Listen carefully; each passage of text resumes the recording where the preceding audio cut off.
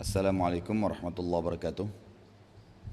Innal hamdalillah nahmaduhu wa nasta'inu wa nastaghfiruh wa na'udzu billahi min shururi anfusina wa min sayyiati a'malina may yahdihillahu fala mudilla lahu wa may yudlil fala hadiyalah. Wa asyhadu an la ilaha illallah wahdahu la syarika lahu wa asyhadu anna Muhammadan abduhu wa rasuluh. Qala Allah ta'ala ya ayyuhalladzina amanu taqullaha haqqa tuqatih wa la tamutunna illa wa antum muslimun. وقال عز من قال أيها الناس اتقوا ربكم الذي خلقكم من نفس واحدة وخلق منها زوجها وبث منهما رجالا كثيرا ونساء واتقوا الله الذي تساءلون به والأرحام إن الله كان عليكم رقيبا.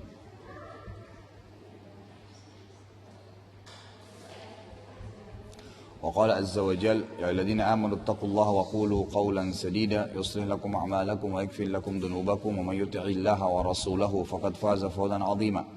أما بعد فإن أصدق الحديث كتاب الله وخير هدي محمد صلى الله عليه وسلم وشر الأمور محدثاتها فإن كل محدثة بدعة وكل بدعة ضلالة وإن ضلالة في النار.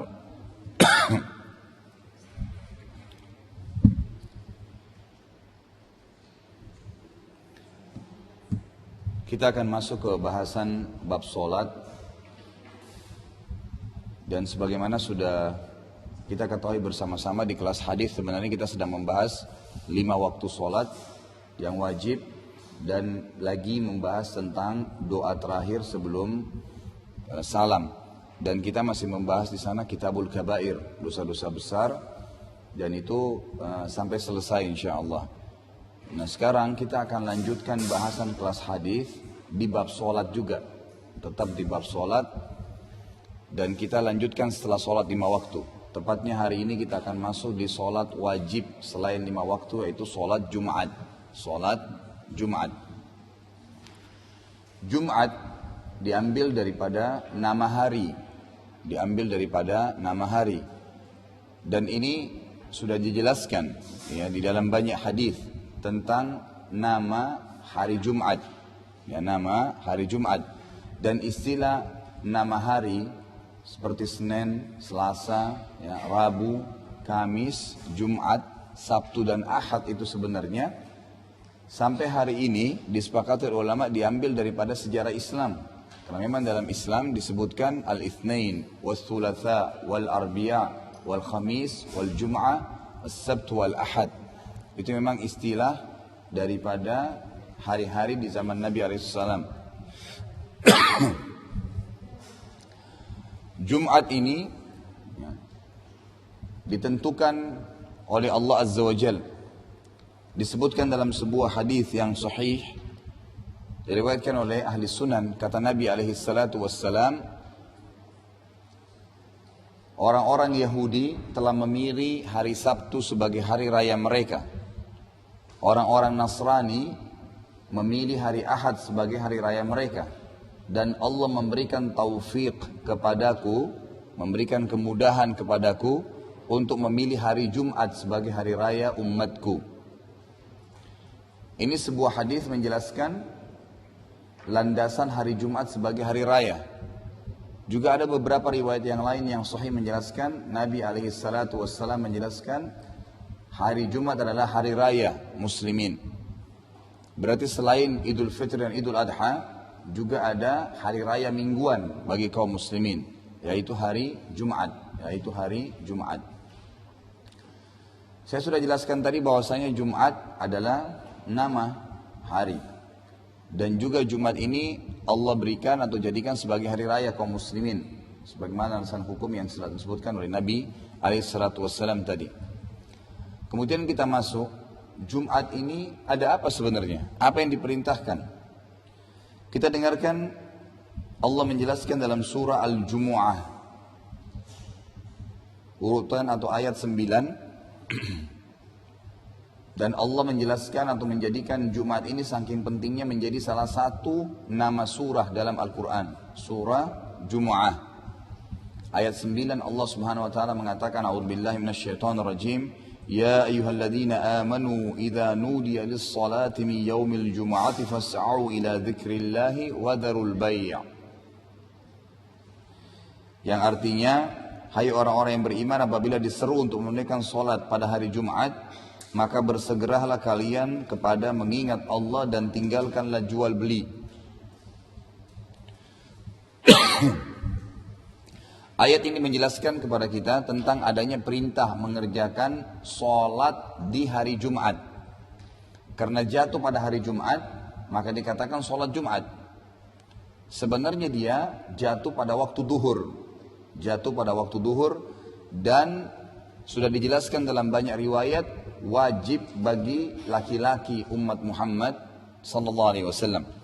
Sebagaimana beliau mengatakan dalam sebuah hadis yang sahih riwayat Imam Muslim, bahwasanya Jumat diwajibkan bagi laki-laki umatku. Diwajibkan bagi laki-laki umatku. Dan dalam riwayat yang lain dikatakan Jumat ya tidak dibebankan kepada wanita, musafir, anak kecil dan orang sakit. Berarti di sini kewajiban untuk sholat Jumat hanya bagi perempuan saja. Sisi hukum yang lain, Jumat memiliki jumlah rakaat berbeda dengan zuhur. Dan sekali lagi ini hanya laki-laki. Walaupun ada beberapa pendapat ulama mengatakan perempuan boleh hadir Jumat. Boleh hadir Jumat. Karena perintah dalam ayat tadi mengatakan, hai orang-orang yang beriman, kalau dipanggilkan atau disebutkan tentang sholat atau panggilan sholat Jumat, maka datangilah dan tinggalkanlah jual beli. Dan hadis Nabi SAW mengatakan tidak dibebankan Jumat kepada wanita, anak kecil, ya, musafir dan orang sakit. Ini pilihan, khiyar, gitu kan? Artinya kata para ulama, kalau ada orang sakit mau Jumat, dibolehkan. Kalau ada orang musafir, kemudian dia dapat Jumat lagi sedang dikumandangkan, dia mau sholat, boleh. Begitu pula dengan kaum wanita. Kalau mereka mau hadir Jumat, dibolehkan. Tetapi ulama memasukkan paling rajih pendapat mengatakan hukumnya makruh. Artinya malah lebih afdal kalau perempuan sholat duhur di rumahnya. Agar tidak berdesak-desakan dengan kaum laki-laki di masjid. Karena laki-laki hukumnya wajib. Ya, bagi mereka wajib. Kecuali orang yang punya udzur syar'i. Kalau punya udzur syar'i, musafir, sakit, maka itu berbeda. Mereka lepas daripada hukum. Kalau tidak, mereka berdosa. Mereka akan berdosa. Salat Jumat jumlahnya 2 rakaat. Sebagaimana dicontohkan oleh Nabi SAW dalam banyak riwayat yang sahih. Riwayat Bukhari, Muslim, Ahli Sunan, semua menyebutkan tentang tata cara salat Jumat Nabi SAW, jumlahnya 2 rakaat. Kembali kepada hukum awal sholat. Jadi pernah saya jelaskan ibu-ibu dan bapak sekalian rahimahumullah, bahwasanya sholat itu awalnya 2 rakaat. Awalnya. Waktu pertama Nabi SAW menerima perintah sholat dari Isra dan Mi'raj, perjalanan malam dan naik ke langit, itu jumlah rakaatnya 2 rakaat semuanya. Subuh 2, duhur 2, ya, asar 2, maghrib 2, isya 2. Semuanya 2. Dan tertinggal ya, dari hukum ini hanya pada sholat subuh saja. Dan itu berubah pada saat Nabi SAW sudah hijrah ke Madinah. Hijrah ke Madinah pada tahun 2 Hijriah. Salah satu kejadian besar sebelum perang Badar adalah diubahnya jumlah rakaat sholat. Subuh yang tinggal, duhur dan asar sama isya ditambah 2 rakaat jadi 4 rakaat, dan maghrib ditambah serakaat. Jumat pada saat diperintahkan oleh Allah Subhanahu wa taala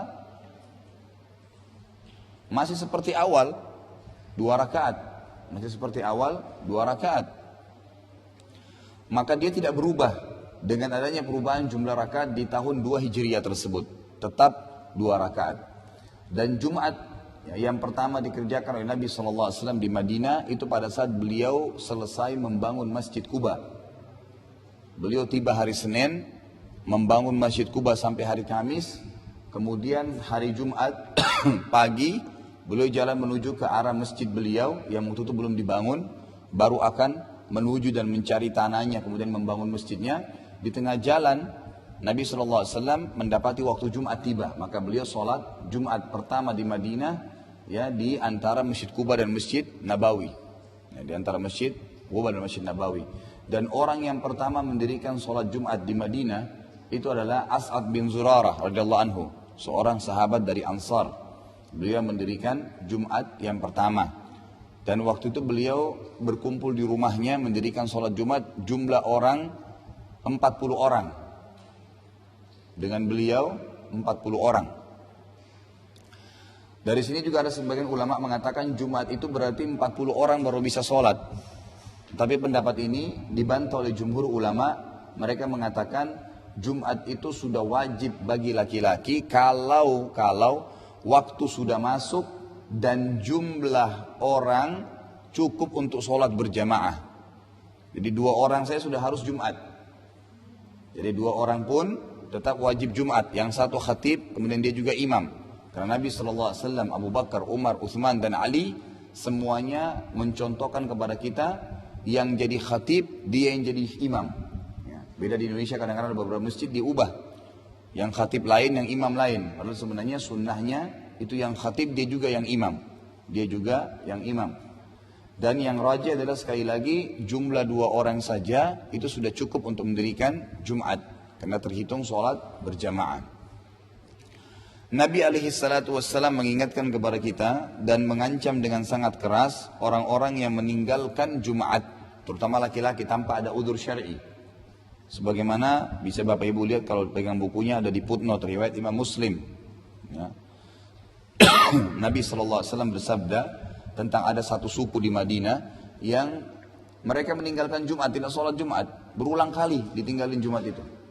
Maka kata beliau, la yantahiyanna aqwamun an wad'ihumul jum'at aw la yakhtimanna Allahu ala qulubihim thumma la yakununna minal ghafilin. Hendaklah kaum-kaum itu yang meninggalkan sholat Jumat menghentikan kebiasaan mereka meninggalkan sholat Jumat, atau Allah akan menutup rapat hati mereka. Artinya sulit mereka untuk dapat hidayah, hatinya jadi keras. Lalu mereka benar-benar menjadi orang-orang yang lalai. Artinya nanti kalau dia tinggalkan Jumat secara sengaja, maka umumnya dia akan tinggalkan ibadah yang lainnya. Karena Jumat cuma sepekan sekali. Kalau Jumat ditinggalin, maka lebih parah dia untuk mengerjakan sholat 5 waktu. Sama halnya mustahil seseorang ibu tuntun dan bapak sekalian untuk mengerjakan sholat malam sementara dia belum terbiasa sholat 5 waktu. Nggak mungkin dia akan sholat malam, gitu kan? Karena dia belum mencapai tingkat itu. Sama halnya Jumat. Kalau Jumat saja ditinggalin, maka lebih prioritas dia akan tinggalkan sholat 5 waktu yang diminta sehari 5 kali. Ini sepekan sekali saja nggak dikerjain, maka otomatis dia akan jauhi sholat 5 waktu itu. Dari hadis ini kita ambil pelajaran besar, bahwasanya Jumat itu hukumnya wajib dan tidak boleh ditinggalkan. Yang kedua, Nabi SAW menyebutkan adanya ancaman 2. Orang yang meninggalkan Jumat secara sengaja, hatinya akan ditutup oleh Allah SWT dari hidayah. Dan yang kedua, dipastikan mereka termasuk orang-orang yang lalai nantinya. Mereka akan sulit untuk beribadah kepada Allah Subhanahu wa ta'ala. Hadis yang selanjutnya diriwayatkan oleh Abu Daud dan hadisnya sahih. Bunyinya al-jumu'atu haqqun wajibun ala kulli muslimin fi jama'atin illa 4. Abdun mamlukun aw imra'atun aw sabiyyun aw marid. Salat Jumat adalah hak yang wajib atas setiap muslim yang dilakukan secara berjamaah. Kata-kata berjamaah berarti cukup dengan jumlah orang yang 2 tadi saya katakan. Dari hadis ini ulama mengatakan Jumat sudah cukup didirikan atau harus didirikan kalau sudah ada 2 orang. Ya. Karena kata-kata berjamaah minimal 2 orang berjamaah. Kecuali 4 orang yang tidak diwajibkan. Di sini kata-kata tidak diwajibkan berarti mereka boleh memilih, kan gitu. Siapa mereka? Hamba sahaya. Yang kedua wanita, yang ketiga anak kecil yang belum balik tentunya di sini, dan yang keempat adalah orang sakit. Ada riwayat sahih yang lain juga menyebutkan dan musafir. Musafir tidak punya kewajiban Jumat. Juga ada sebuah poin penting di sini. Di Indonesia kadang-kadang kita tidak mau faham tentang keringanan yang Allah kasih. Saya sering kali temukan Bapak Ibu sekalian di bandara sudah jelas-jelas dia akan musafir sebentar lagi dengan pesawat masih tidak mau jamak qasar. Kenapa saya nggak tahu. Tapi umumnya kalau kita terka kemungkinan besar mereka menganggap dengan jamak qasar pahalanya kurang. Ini keliru. Nabi SAW mengatakan dalam hadis sahih yang berbunyi bahwasanya Allah sangat cinta ya, orang-orang yang mengambil keringanan darinya sebagaimana mereka Allah mencintai orang yang mengerjakan yang diwajibkan. Artinya kalau orang musafir diringankan, lakukan, nggak usah khawatir, tidak akan berkurang kadar pahalanya. Tapi itu keringanan dari Allah Subhanahu Wa Taala. Dalam sebuah hadis Muslim juga kata Nabi SAW kepada beberapa sahabat yang pada saat musafir mereka tidak mau kasar sholatnya, gitu kan? Ada yang juga susah sekali, kewalahan, tapi tetap mau paksakan diri puasa. Padahal ada rukhsah, ada keringanan. Kata Nabi SAW, ya, laisa minal bir as-siyamu fis safar. Tidak termasuk kebajikan orang yang memaksa diri puasa sementara dia musafir. Jadi malah disuruh ringankan. Ya, ini terutama orang-orang yang tidak tahan, gitu kan, yang tidak mampu untuk menahannya, tapi dia paksakan diri. Maka sebaiknya jangan. Juga Nabi SAW mengatakan sadaqatu minallah kepada beberapa sahabat dalam riwayat Muslim juga yang tidak mau, ibu-ibu sekalian dan bapak sekalian, itu tidak mau mengqasar dan jamak salat musafir. Kata Nabi SAW, sadaqatu minallah ala taqbaluna sadaqatullah, itu sadaqah dari Allah. Kenapa kalian tidak menerima sadaqah itu? Kenapa kalian tidak terima sadaqah itu? Juga dalam hadis yang lain riwayat Abu Dawud, hadis sahih, kata Nabi SAW, siapa yang terbiasa mengerjakan ibadah pada saat dia lagi sehat, lagi mukim, tidak musafir, maka Allah akan mencatatkan baginya pahala yang sama saat dia punya uzur. Kita terbiasa puasa Senin Kamis, kemudian pada saat kita di hari tua sakit, nggak bisa lagi, tetap pahala Senin Kamis jalan. Pada saat kita musafir, kita nggak puasa Senin Kamis, tetap dapat pahala Senin Kamis karena sudah dijaga pada saat kita dalam keadaan sehat. Jadi tidak ada kezaliman dari sisi Allah SWT, bahkan keringanan. Makanya ilmu, ya, syar'i bila difahami dengan benar akan membawa kita pada tuntunan yang benar. Jadi tuntunan yang salah kalau orang musafir tidak jamak qasar, itu tuntunan yang salah sebenarnya, gitu kan? Jadi walaupun dia mengatakan pahalanya kurang lah atau kekhawatiran apa saja, dan sudah pernah saya bahasakan di awal bab solat, bahkan ulama mengatakan bagi orang yang faham ilmu syar'i tentang solat qasar, jamak qasar ini, misal anda mau berangkat dari Jakarta ke Surabaya sejam, berangkat take off-nya jam 1, kita tiba di bandara solat duhur, kemudian asar ditunda, nanti aja tiba di Surabaya, karena kan tibanya juga masih jam 2, karena belum masuk waktu asar. Ini keliru. Mestinya dia solat saja dengan asar, karena dia tidak tahu mungkin ajal datang, mungkin dia meninggal. Dan kalau dia meninggal, dia sudah dapat pahala solat asar yang belum sebenarnya wajib baginya, belum tiba waktu, gitu kan? Tapi karena musafir dia dapat keringanan, dia dapat pahala, kan gitu. Jadi jangan ditunda, walaupun kita tiba belum waktunya, karena kita tidak tahu udzur. Sejam pesawat, mungkin ngambil bagasinya, belum nunggu orang yang jemput, belum atau naik taksi, belum macam-macam, banyak udzur. Maka jangan ditunda, ya, jangan ditunda. Nah, orang yang musafir tidak punya kewajiban juga Jumat, ya. Mereka tetap sholat luhur.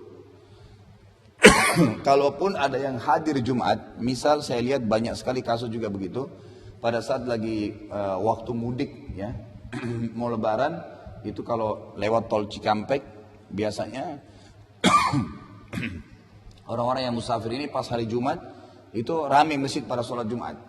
Semestinya masjid-masjid itu kan di tengah perjalanan. Umumnya musafir nggak ada yang Jumat. Memang begitu semestinya. Malah lebih sesuai dengan sunnah kalau mereka tidak Jumat. Tapi kalau memang ada penduduk setempat dan mereka Jumat dan musafirnya ikut Jumat, maka perlu diketahui satu poin, tidak boleh dijama antara Jumat dengan asar. Tidak ada dalil yang menjelaskan Jumat dijama dengan asar. Jadi nggak boleh. Kalau dia musafir, ada Jumat, dia tidak ikut Jumat, dia jalan dulu, nanti selesai Jumat, baru dia mampir di masjid, dia sholat duhur asar. Sudah begitu hukum syar'inya, gitu kan? Jadi memahami dengan ilmu yang benar akan membawa pada tuntunan yang benar. Jadi sekali lagi tidak ada jama' antara Jumat dengan asar, ya, karena tidak ada dalil masalah itu. Baik, di sini ada bab lain namanya hikmah disyariatkannya sholat Jumat. Adapun di antara hikmah disyariatkan sholat Jumat adalah mengumpulkan orang-orang dewasa yang mampu mengembang tanggung jawab di antara penduduk suatu daerah atau suatu perkampungan setiap minggu di suatu tempat untuk mengetahui setiap ketentuan dan keterangan yang berkaitan dengan hal-hal yang ditemukan dan peristiwa yang terjadi yang diutarakan oleh imam kaum muslimin dan khalifah mereka yang terkait dengan kemaslahatan urusan agama dan dunia mereka. Jadi kata para ulama, hikmah terbesar sebenarnya Jumat itu adalah untuk mengumpulkan laki-laki. Laki-laki punya banyak pemimpin. Mereka pemimpin dikumpulin semuanya, kemudian dituntun lagi. Kalau kita istilahkan dalam bahasa elektronik, kalau HP itu dicas kembali, imannya dicas lagi untuk kuat untuk menghadapi permasalahan sepekan ke depan. Jadi Jumat itu sebenarnya target yang paling bagus untuk mencas iman kaum muslimin. Makanya dianjurkan khatib itu harus orang yang menguasai khutbahnya, harus materinya berbobot, harus sesuatu yang wakil, yang sedang terjadi apa, yang sedang dekat apa. Dekat Ramadan bahas Ramadan, kan gitu. Dekat haji bahas masalah haji. Ada waktu, ada kejadian terjadi tentang gempa, dia bahas tentang masalah musibah dan beragam macam hal-hal yang merupakan perlu diingatkan kepada kaum muslimin. Di zaman Nabi SAW, di zaman Umar, zaman Ali, zaman Utsman, zaman Khulafaur Rasyidin, itu yang menjadi khatib Jumat umumnya itu raja, khalifah pada saat itu. Dan memang dianjurkan siapapun yang jadi pemimpin muslim, mestinya dia menjadi imam masjid, atau paling tidak dia menjadi imam atau khatib Jumat. Berarti dia harus menguasainya, gitu kan?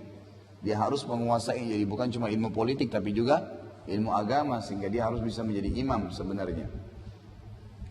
Juga mereka dapat mendengar anjuran serta peringatan, janji serta ancaman Allah tentang surga, tentang neraka, diperingatkan pada saat itu, yang dapat membangkitkan semangat mereka dalam menunaikan sejumlah kewajiban mereka serta mendorong mereka supaya menunaikannya dengan sungguh-sungguh dan penuh ketekunan selama 1 pekan ke depan. Hikmah-hikmah tersebut dapat terlihat nyata bagi orang yang mau merenungkan sejumlah persyaratan serta kekhusyuan sholat Jumat. Karena di antara persyaratan terkait erat dengan keberadaan suatu perkampungan, suatu jamaah, suatu masjid dan persatuannya.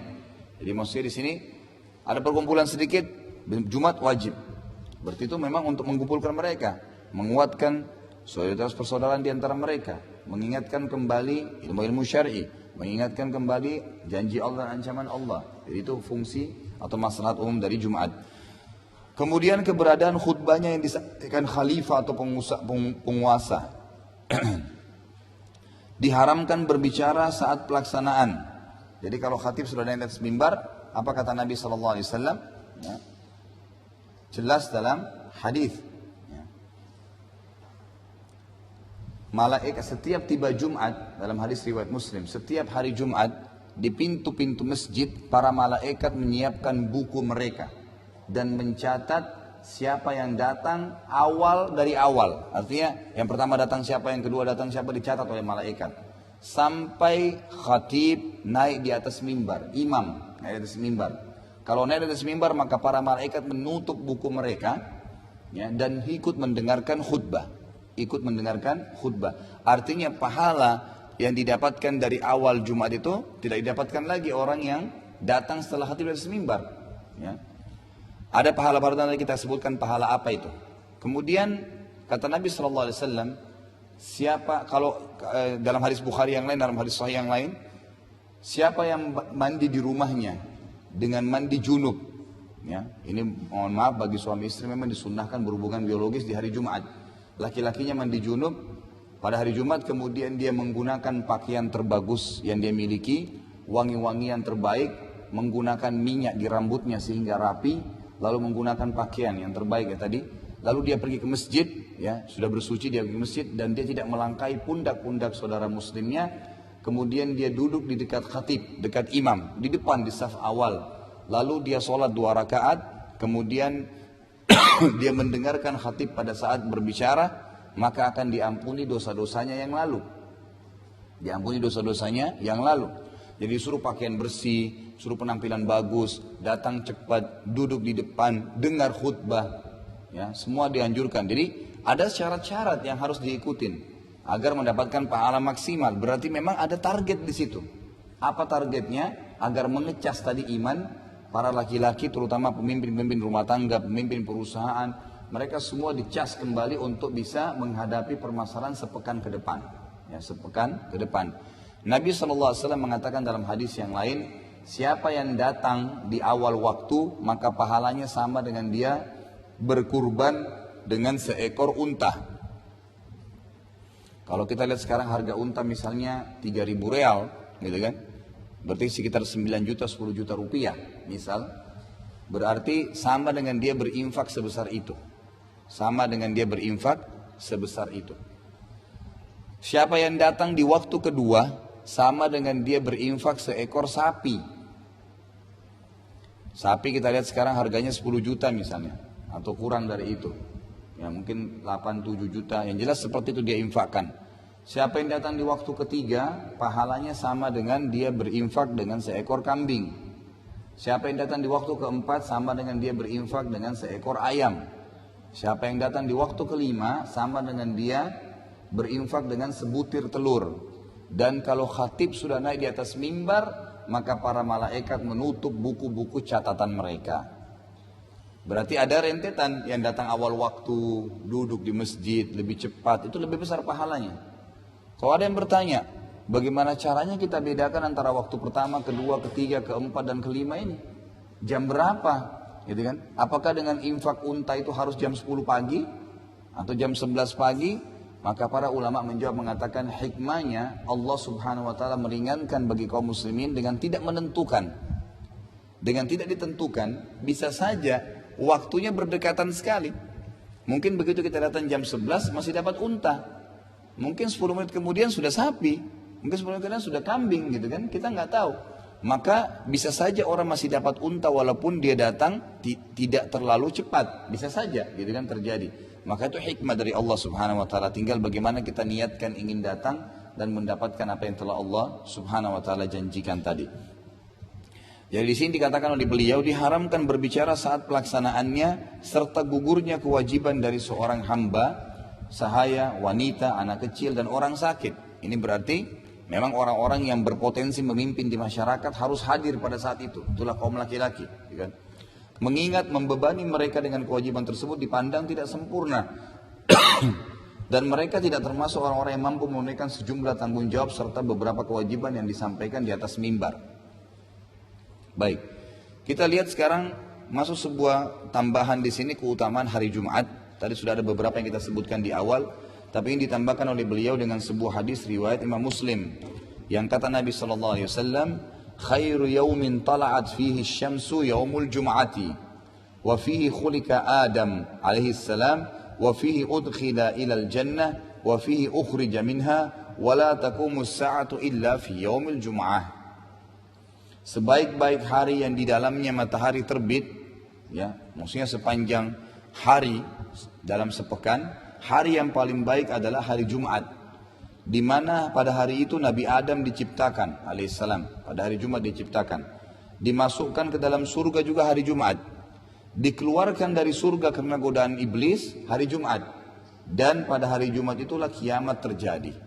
Dan hari kiamat tidak akan terjadi kecuali pada hari Jumat. Jadi sudah semestinya mengagungkannya atau hari Jumat dengan mengagungkan Allah, memperbanyak amal saleh dan menjauhkan diri dari segala keburukan. Baik, ada beberapa hal yang perlu diketahui. Tentu tadi kita sudah tahu ibu-ibu mungkin tidak punya kewajiban ya, tapi mungkin ibu punya suami, punya anak laki-laki, punya saudara laki-laki, punya paman yang bisa diingatkan, kan gitu. Diberikan gambaran keponakan, diingatkan mereka tentang Jumat ini karena kewajiban. Dan saya sarankan bagi yang masih punya anak kecil membiasakan diri mengajak mereka untuk ke masjid, terbiasa hadir gitu kan. Dan diberikan penjelasan tentang adab-adab masalah masjid, gak boleh teriak-teriak, gak boleh bermain-main. Dengan cara gini ya, jangan pernah kita anggap anak kecil itu selalu jadi anak kecil. Tapi cukup kita menganggap mereka memang umurnya masih kecil, pemahamannya belum tentu. Saya temukan banyak sekali anak kecil yang kalau kita coba bicarakan, seperti misalnya sekarang kita sebutkan fadilah sholat Jumat untuk orang-orang besar, juga disebutkan fadilah itu untuk anak-anak, tanpa melihat umur mereka.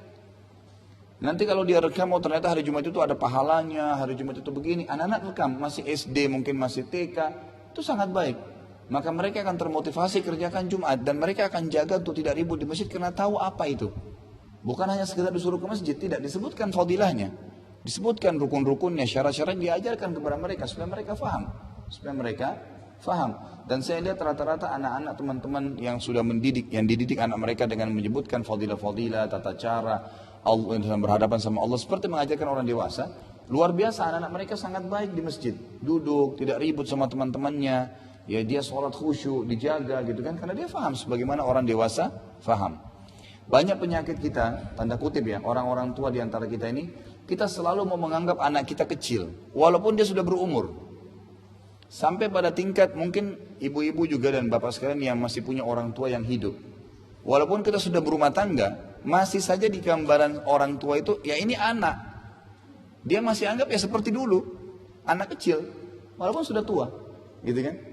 Kadang-kadang ada yang egois nggak mau nerima pendapat anaknya, karena dianggap dia orang tua. Ini keliru. Ya.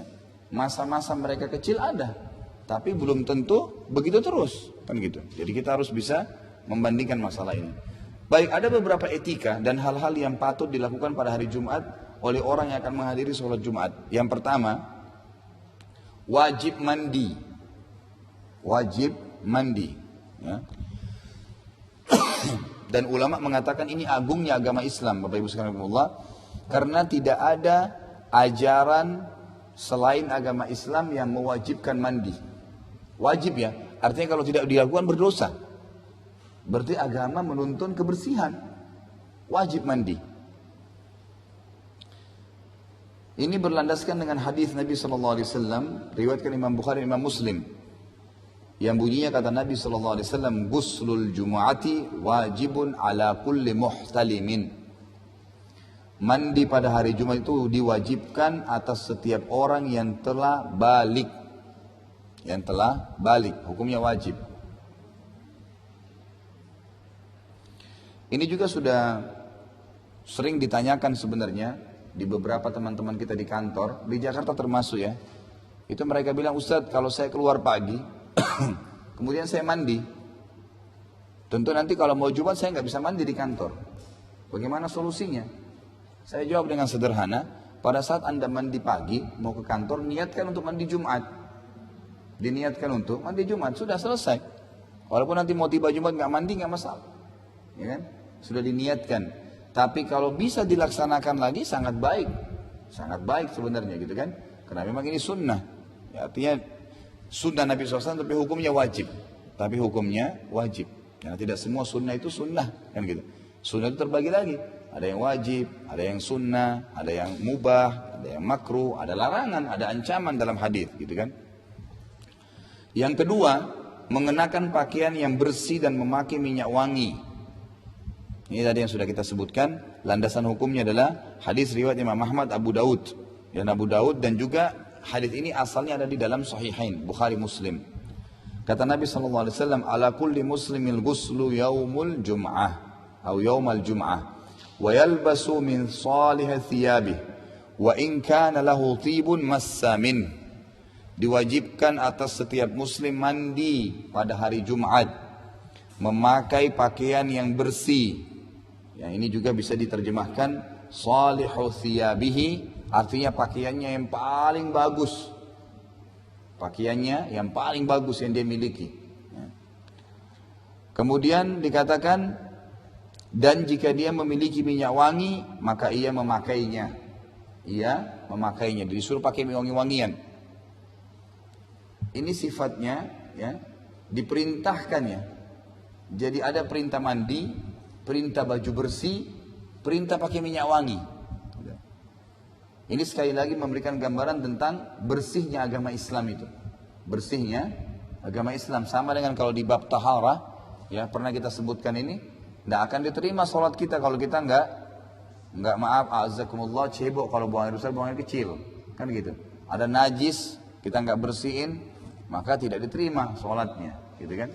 Nggak bisa, pakaian ada najis, tempat yang disolat ada sunnah najis, nggak bisa, harus bersih. Berarti Islam agama yang bersih. Islam adalah agama yang bersih. Ini juga tuntunan ya, terutama Bapak Ibu sekalian yang sudah mulai belajar agama, sudah mulai iltizam, ya, multazimah dan multazim. Kadang-kadang kita dengan dekat diri dengan agama malah lupa dengan kebersihan. Itu keliru ya. Harus menjaga kebersihan, kerapian, tetap dijaga. Jadi kita menggunakan jilbab, maka jilbabnya yang bersih, rambut juga diurus, bau badan dijaga, ya kebersihan pakaian dijaga, kotor dicuci, gitu kan? Jangan malah sebaliknya gitu, ya malah sebaliknya. Jadi banyak keluhan daripada ikhwan, ya laki-laki kita yang multazim, mereka sangat bersih, istrinya begitu mulai ikut pengajian, tidak pernah lagi ngurus dirinya. Jilbabnya kotor, rambutnya ketombean, macam-macam alasannya ini disampaikan kepada saya. Sama sebaliknya, kadang-kadang juga ada di antara akhwat kita yang mengeluh hal yang sama, gitu kan? Ini setelah suami saya ikut taklim, malah udah nggak ngurus lagi kebersihan pakaiannya, badannya, dianggap sudahlah urusan akhirat, kita sekarang mau mati. Salah, kan gitu. Selama di dunia juga kita disuruh jaga kebersihan.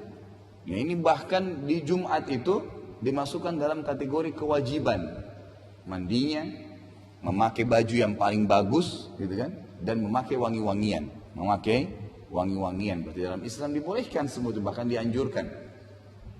Dan sudah pernah juga saya berikan gambaran bahwasanya dalam Islam malah dianjurkan ya, kalau kita sudah punya pakaian itu sudah kita anggap lama atau ada rezeki kita bisa beli pakaian baru yang lama dikasih kepada orang. Jangan tunggu baju itu lusuh baru mau dikasih kepada orang lain. Dia tidak akan berguna bagi orang lain. Berikan sementara itu masih bisa dipakai gitu kan. Kita beli yang baru. Dan tidak ada doa pakai baju lama, tapi ada doa pakai baju baru gitu kan. Kita sendiri berdoa, orang yang lihat juga kita mendoakan. Dalam sunnah begitu kan. Kalau kita pakai baju baru kita doanya apa? Allahumma inni as'aluka khairahu wa khaira ma suni'alahu wa a'udzubika min syarrihi wa syarri ma suni'alahu. Ya Allah, aku minta kebaikannya baju ini dan kebaikan bahan-bahannya dan jahitannya. Dan jauhkanlah aku dari keburukannya dan keburukan jahitan dan bahan-bahannya. Artinya biar selalu nyaman saya pakai, berkah, nyaman dipandang oleh orang, gitu loh. Doanya, kita doa pakai baju baru. Kalau teman kita lihat kita pakai baju baru, disunnahkan dia baca doa. Ilbis jadidan wa ish hamidan syahida. Pakailah, semoga kau selalu pakai baju baru. Semoga hidupmu bahagia, semoga saat kau mati syahid. Itu doa hanya untuk orang yang pakai baju baru. Kan gitu. Artinya apa? Ada motivasi, ada rezeki, nggak apa-apa kita beli baju baru yang lama kasih orang lain. Jangan tunggu rusak baru dikasih, nggak berguna nanti buat orang lain, gitu kan? Jadi Islam menuntun kita bukan agama tabdzir, berlebihan, tapi bukan juga agama pelit, agama di tengah-tengah, gitu kan? Tetap jaga kebersihan, kerapian, pakaian yang bagus, segalanya. Islam juga membolehkan kita punya kekayaan, yang penting kita infak, sedekah, semuanya ada tuntunannya. Baik, jadi di sini yang kedua adalah diwajibkan atas semua muslim untuk mandi pada hari Jumat, memakai pakaian yang bersih, rapi, yang terbaik, juga bila dia punya minyak wangi dia menggunakannya. Yang ketiga, berangkat pagi-pagi ke masjid atau lebih cepat ke masjid bagi orang yang akan menghadiri sholat Jumat sebelum tiba waktunya. Kapan tiba waktunya? Pada saat khatibnya di atas mimbar. Berdasarkan sabda Nabi SAW di dalam hadis yang sahih riwayat Imam Malik. Kata Nabi SAW, "Man iktasala yaumal jum'ati guslal janabah, thumma raha fi sa'atil ula, faka'annama qarraba badanah, wa man raha fi sa'atil thaniyah, faka'annama qarraba baqarah, wa man raha fi sa'atil thalithah, faka'annama qarraba kabshan aqran, wa man raha fi sa'atil rabi'ah, faka'annama qarraba dajajah, ومن راح في الساعة الخامسة فكأنما قرب بيضة فإذا خرج الإمام حضرت الملائكة يستمعون الذكر." Barang siapa yang mandi pada hari Jumat sebagaimana mandi janabah. Tadi saya katakan itu. Sebagian ulama hadis bilang kalau suami istri mereka berhubungan biologis supaya suaminya mandi junub. Kan gitu, digabung antara niat mandi junub dengan mandi Jumat. Kalau tidak ada juga pasangannya maka dia umumnya mandi Jumat, diniatkan mandi Jumat yang diperintahkan oleh Nabi SAW. Kemudian berangkat pada waktu pertama, artinya awal-awal waktu, mungkin orang masih belum hadir, maka seakan-akan dia berkurban dengan seekor unta. Barang siapa yang datang pada waktu kedua, seakan-akan dia berkurban dengan seekor sapi. Barang siapa yang berangkat pada waktu ketiga, seakan-akan dia berkurban dengan seekor kambing yang bertanduk, artinya kambing yang sudah mahal, gitu kan? Barang siapa yang berangkat pada waktu yang keempat, maka seakan-akan dia berkurban dengan seekor ayam. Dan barang siapa yang berangkat pada waktu yang kelima, seakan-akan dia berkurban dengan sebutir telur. Jika imam telah datang, khatibnya naik di atas mimbar, niscaya para malaikat datang untuk mendengarkan peringatan khutbah. Dalam hadis yang lain saya katakan tadi riwayat Bukhari, dikatakan kalau khatib naik di atas mimbar, imam sudah naik di atas mimbar, maka para malaikat menutup buku-buku catatan mereka dan ikut mendengarkan khutbah. Ikut mendengarkan khutbah. Kemudian yang keempat, sholat sunnah 4 rakaat atau lebih ketika masuk masjid.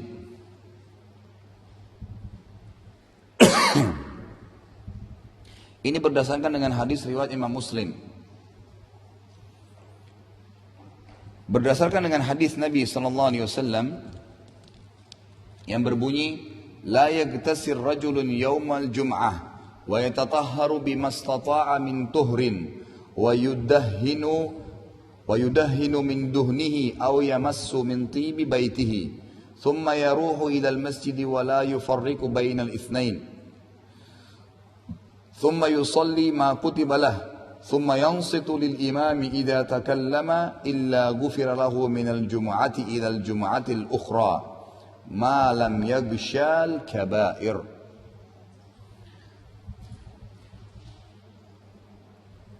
Hadis ini juga diriwayatkan oleh Imam Bukhari. Ya, tadi sudah dijelaskan bahwasanya hadis ini disebutkan oleh Imam Muslim, juga disebutkan oleh Imam Bukhari. Ya. Tidaklah seseorang mandi pada hari Jumat bersuci menurut kesanggupannya. Artinya semampunya dia berusaha mandi sebersih mungkin dan memakai minyak wangi atau wangi-wangian yang ada di rumahnya. Kalau nggak ada parfum mungkin dia bisa pakai apa sesuatu, pokoknya jangan yang tidak wangi. Mungkin kalau tidak ada minyak parfum mungkin dia bisa pakai pewangi baju yang memang sudah dipakai tadinya untuk cuci bajunya, diniatkan sebagai wangi-wangian yang bisa membuat wangi, ya. Kemudian ia berangkat ke masjid dan tidak memisahkan di antara dua orang yang sedang duduk. Artinya kalau ada orang sudah duduk bersebelahan jangan digeserin kecuali memang ada tempat di situ, ya. Jadi nggak boleh dalam Islam memindahkan orang yang sudah duduk. Ini adalah larangan sendiri. Lalu menunaikan sholat yang diwajibkan kepadanya, lalu diam saat imam sedang khutbah, dengar apa yang diucapkan, kecuali dosanya akan diampuni dari hari Jumat hingga Jumat yang lainnya, selama ia tidak mengerjakan perbuatan dosa besar. Hadis Bukhari ini menjelaskan tentang adanya sholat. Riwayat Muslim menjelaskan tentang sholat 4 rakaat. Ya, jadi disunnahkan untuk sholat 4 rakaat. Juga ada riwayat yang lain yang sahih juga itu menjelaskan sholat 2 rakaat. Riwayat Imam Bukhari, sholat 2 rakaat. Allahu alam, yang dipilih oleh para ulama adalah sholat yang lebih kuat adalah hadis Bukhari yang berbunyi sholat 2 rakaat. Sholat 2 rakaat. Sebagaimana sabda Nabi SAW yang berbunyi di riwayat Imam Bukhari, sholatlah sebelum Jumat. Barang siapa yang bersujud di rumahnya kemudian datang ke masjid dan dia sholat 2 rakaat. Lalu dia mendengarkan apa yang disampaikan oleh khatib, maka akan diampuni dosanya yang telah lalu, gitu kan? Sholat 2 rakaat. Dan dalam riwayat yang lain, riwayat Hasan, riwayat Ahli Sunan berbunyi, sholatlah kalian 2 rakaat sebelum Jumat dan sholatlah setelahnya 4 rakaat. Setelah Jumat 4 rakaat. Siapa yang buru-buru maka dia mengerjakan 2 rakaat di masjid dan 2 rakaat di rumahnya. Hadis yang terakhir kita sebutkan ini riwayat Bukhari menjelaskan bahwasanya sholat sunnah 2 rakaat sebelum Jumat dan 4 rakaat sesudah Jumat. Dan Allahu a'lam ini lebih rajih. Tetapi di sini Bapak Ibu sekalian, ini bukan sholat sunnah qabliyah Jumat, ya. Kata para ulama hadis, yang dimaksud dengan dia masuk ke masjid lalu sholat 2 rakaat adalah sholat tahiyat masjid. Makanya masjid-masjid yang sudah faham sunnah itu mereka tidak ada lagi setelah azan pertama atau ada pakai azan pertama istilahnya gitu kan, itu sholat lagi, nggak ada lagi. Jadi azan tanda waktu masuk waktu seperti zaman Nabi SAW, khatibnya di atas mimbar langsung salam, duduk, baru azan yang kedua, kan gitu. Baru azan yang kedua, langsung khutbah setelah itu, nggak ada lagi sholat sunnah setelah azan itu. Karena dimaksud adalah sholat sunnah 2 rakaat tadi. Kenapa? Alasannya bukan sholat qabliyah Jum'ah. Karena Nabi SAW mengatakan, siapa yang ke masjid pada hari Jumat, kemudian dia sholat 2 rakaat, ini sebelum ada waktu Jumat masuk. Karena Nabi SAW mengatakan, siapa yang ke masjid pada hari Jumat, gitu kan? Lalu dia sholat 2 rakaat, kemudian pada saat imam khutbah, dia dengarkan. Nah, khitam imam khutbah ini, itu baru masuk waktu Jumat. Sementara sholat disuruh sebelumnya. Berarti di sini ulama bilang adalah sholat tahiyat masjid. Bukan sholat qabliyah, nggak ada namanya qabliyah Jum'ah, gitu kan? Setelah Jumat ada yang dikerjakan 4 rakaat tadi yang sudah kita sebutkan dalam lanjutan riwayat. Juga dari hadis ini diberikan pelajaran bahwasanya dosa pengampunan akan didapatkan itu Bapak Ibu sekalian Allah bila tidak berbuat dosa besar dalam sepekan itu. Potongan hadis yang terakhir mengatakan malam yaghshal kabair, selama dia tidak melakukan dosa besar. Berarti kalau dia lakukan dosa besar dalam 1 pekan itu, walaupun dia ke Jumat lebih cepat, pengampunan dosa tidak didapatkan. Ini kena pengampunan dosa ini pengampunan dosa kecil ya, bukan dosa besar. Ya, dosa kecil benar, dosa besar wajib taubat nasuha. Wajib taubat nasuha. Kecuali kata sebagian ulama, dia misalnya berbuat dosa besar hari Senin paginya, lalu malamnya dia taubat. Dia taubat nasuha, atau Selasanya dia taubat nasuha. Kemudian Jumat dia pergi masjid. Maka kata ulama ini kemungkinan bisa ya diampun atau mendapatkan pengampunan Jumat tadi. Yang dimaksud tidak akan didapatkan bagi orang yang melakukan dosa besar, orang yang tidak sempat taubat dalam sepekan itu. Tidak akan mendapatkan pengampunan dosa dengan segera datang ke masjid pada hari Jumat. Yang kelima, menghentikan bacaan dan perbuatan sia-sia seperti mempermainkan kerikil dan lainnya ketika imam sedang berkhutbah. Di sini kerikil maksudnya zaman Nabi SAW itu kan masjid masih tanah, batu. Nah diibaratkan memindahkan kerikil itu menghilangkan pahala Jumat. Sama kalau kita sekarang pegang HP gitu kan, melakukan perbuatan yang sia-sia sementara khatib sudah di mimbar ya. Nggak boleh sama sekali. Ini nggak boleh, maka kita punya kewajiban yang hadir Jumat itu mendengarkan khutbah Jumat. Itu berdasarkan hadis Nabi SAW dalam riwayat Imam Muslim. Beliau berkata, "Idza qulta li sahibika yaumal jum'ati wal imamu yakhtubu ansit faqad lagauta." Kalau kamu berkata pada sahabatmu pada hari Jumat pada saat khatib sedang khutbah, diamlah. Misalnya ada orang lagi ngobrol-ngobrol nih, terus kita tegur, "Ini lagi khutbah, jangan bicara." Kita sendiri dihukum dalam Islam. Nggak boleh, nggak usah bicara. Kalau khatib sedang semimbar. Jika kamu berkata kepada sahabatmu pada hari Jumat pada saat imam sedang khutbah, diamlah, maka sungguh kamu telah melakukan perbuatan yang sia-sia. Artinya pahalamu hilang. Pahala tadi yang mendapatkan seperti unta, seperti sapi, seperti kambing, ayam dan telur itu hilang. Dalam hadis yang lain diriwayatkan oleh Imam Abu Daud, kata Nabi SAW, "Man massa hasa faqad laga, wa man laga fala jum'atalah." Barang siapa yang mengusap-usap kerikil untuk membersihkan tempat sujudnya, ini kalau khatib di atas mimbar ya, sudah naik di atas mimbar, niscaya ia telah melakukan perbuatan yang sia-sia. Sedang barang siapa yang melakukan perbuatan sia-sia, maka dia tidak mendapatkan pahala sholat Jumat. Pahala sholat Jumat. Dari poin ini, poin yang kelima kita dapat pelajaran Jumat itu termasuk kewajibannya mendengarkan khutbah. Makanya paling banyak syaitan menggoda pada saat itu. Orang tidur, orang ngobrol, gitu kan, dan beragam macam. Kalau Anda menemukan ada masjid memang di situ khatibnya kurang bagus, jangan sholat di situ. Cari masjid yang khatibnya bagus, bisa datang lebih cepat, gitu kan. Atau paling tidak isti'adzah, baca a'udzubillahi rajim untuk mendengarkan khutbah, walaupun khutbah itu sudah pernah kita dengarkan, tidak ada masalah. Karena dengan mendengarkan berulang kali itu malah mendatangkan pahala, gitu kan. Ilmu kadang-kadang dengan berulang kali kita dengar baru kita bisa amalkan. Seperti pernah saya jelaskan, itu kadang-kadang kita hadis ya, sebuah hadis mungkin nanti yang ke-70 kali kita dengar baru kita jalankan. Nggak tahu, gitu kan? Jadi makanya keseringan mendengar sesuatu yang sifatnya ilmu dalam majelis ta'lim dalam khutbah itu hal yang positif. Itu hal yang sangat positif. Kalau kita ikhlas ada saja insya Allah kita dapatkan manfaat. Ini juga sekaligus saya bahasakan kalau Bapak Ibu ada menjadi mungkin pengurus ya, atau masjid dekat rumah, maka perlu diingatkan agar khatib Jumat itu dipilih orang-orang yang bagus. Orang-orang yang bagus. Memang khatib yang sebenarnya gitu. Artinya dia memang suaranya keras, lantang, bahasanya jelas, orangnya berilmu, banyak kok, gitu kan. Makanya ada di antara masjid yang kami bina gitu kan, itu saya tekankan sekali. Bahkan saya pilih ustadz-ustadz yang potensi dan saya minta saya ustadz setahun itu 3 kali atau bahkan sampai 4 kali. Jadi kalau setahun 4 kali misalnya, Berarti kan kita cuma butuh setahun 12 ustadz. Kita nggak butuh banyak. Tapi ustadz ini memang potensi. Kemudian Januari misalnya, pekan pertama sampai pekan keempat kita kasih judul masalah akidah. Kan gitu. Bahas tentang misalnya iman kepada Allah. Udah digodok selama 4 kali pertemuan tuh. Kan gitu. Kemudian apalagi khutbah Jumat kan setengah jam, tidak lama. Nanti bulan depan Februarinya bahas masalah akhlak, masalah ketiga adab, banyak sekali yang bisa dibahas gitu kan. Nah itu nanti difokuskan dan dicari ustadz-ustadz yang potensi sehingga tidak salah gitu.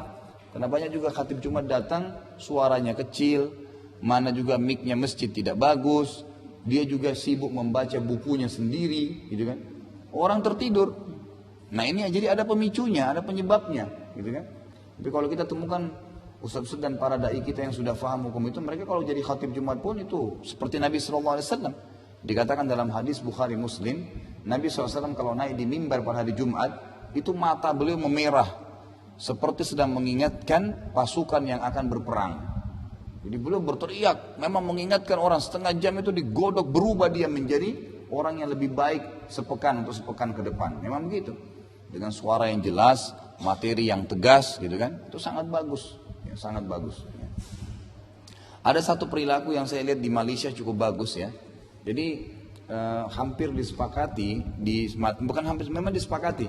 Semua masjid di Malaysia itu ibu-ibu sekalian, itu semuanya kalau Jumat satu materi, satu Malaysia.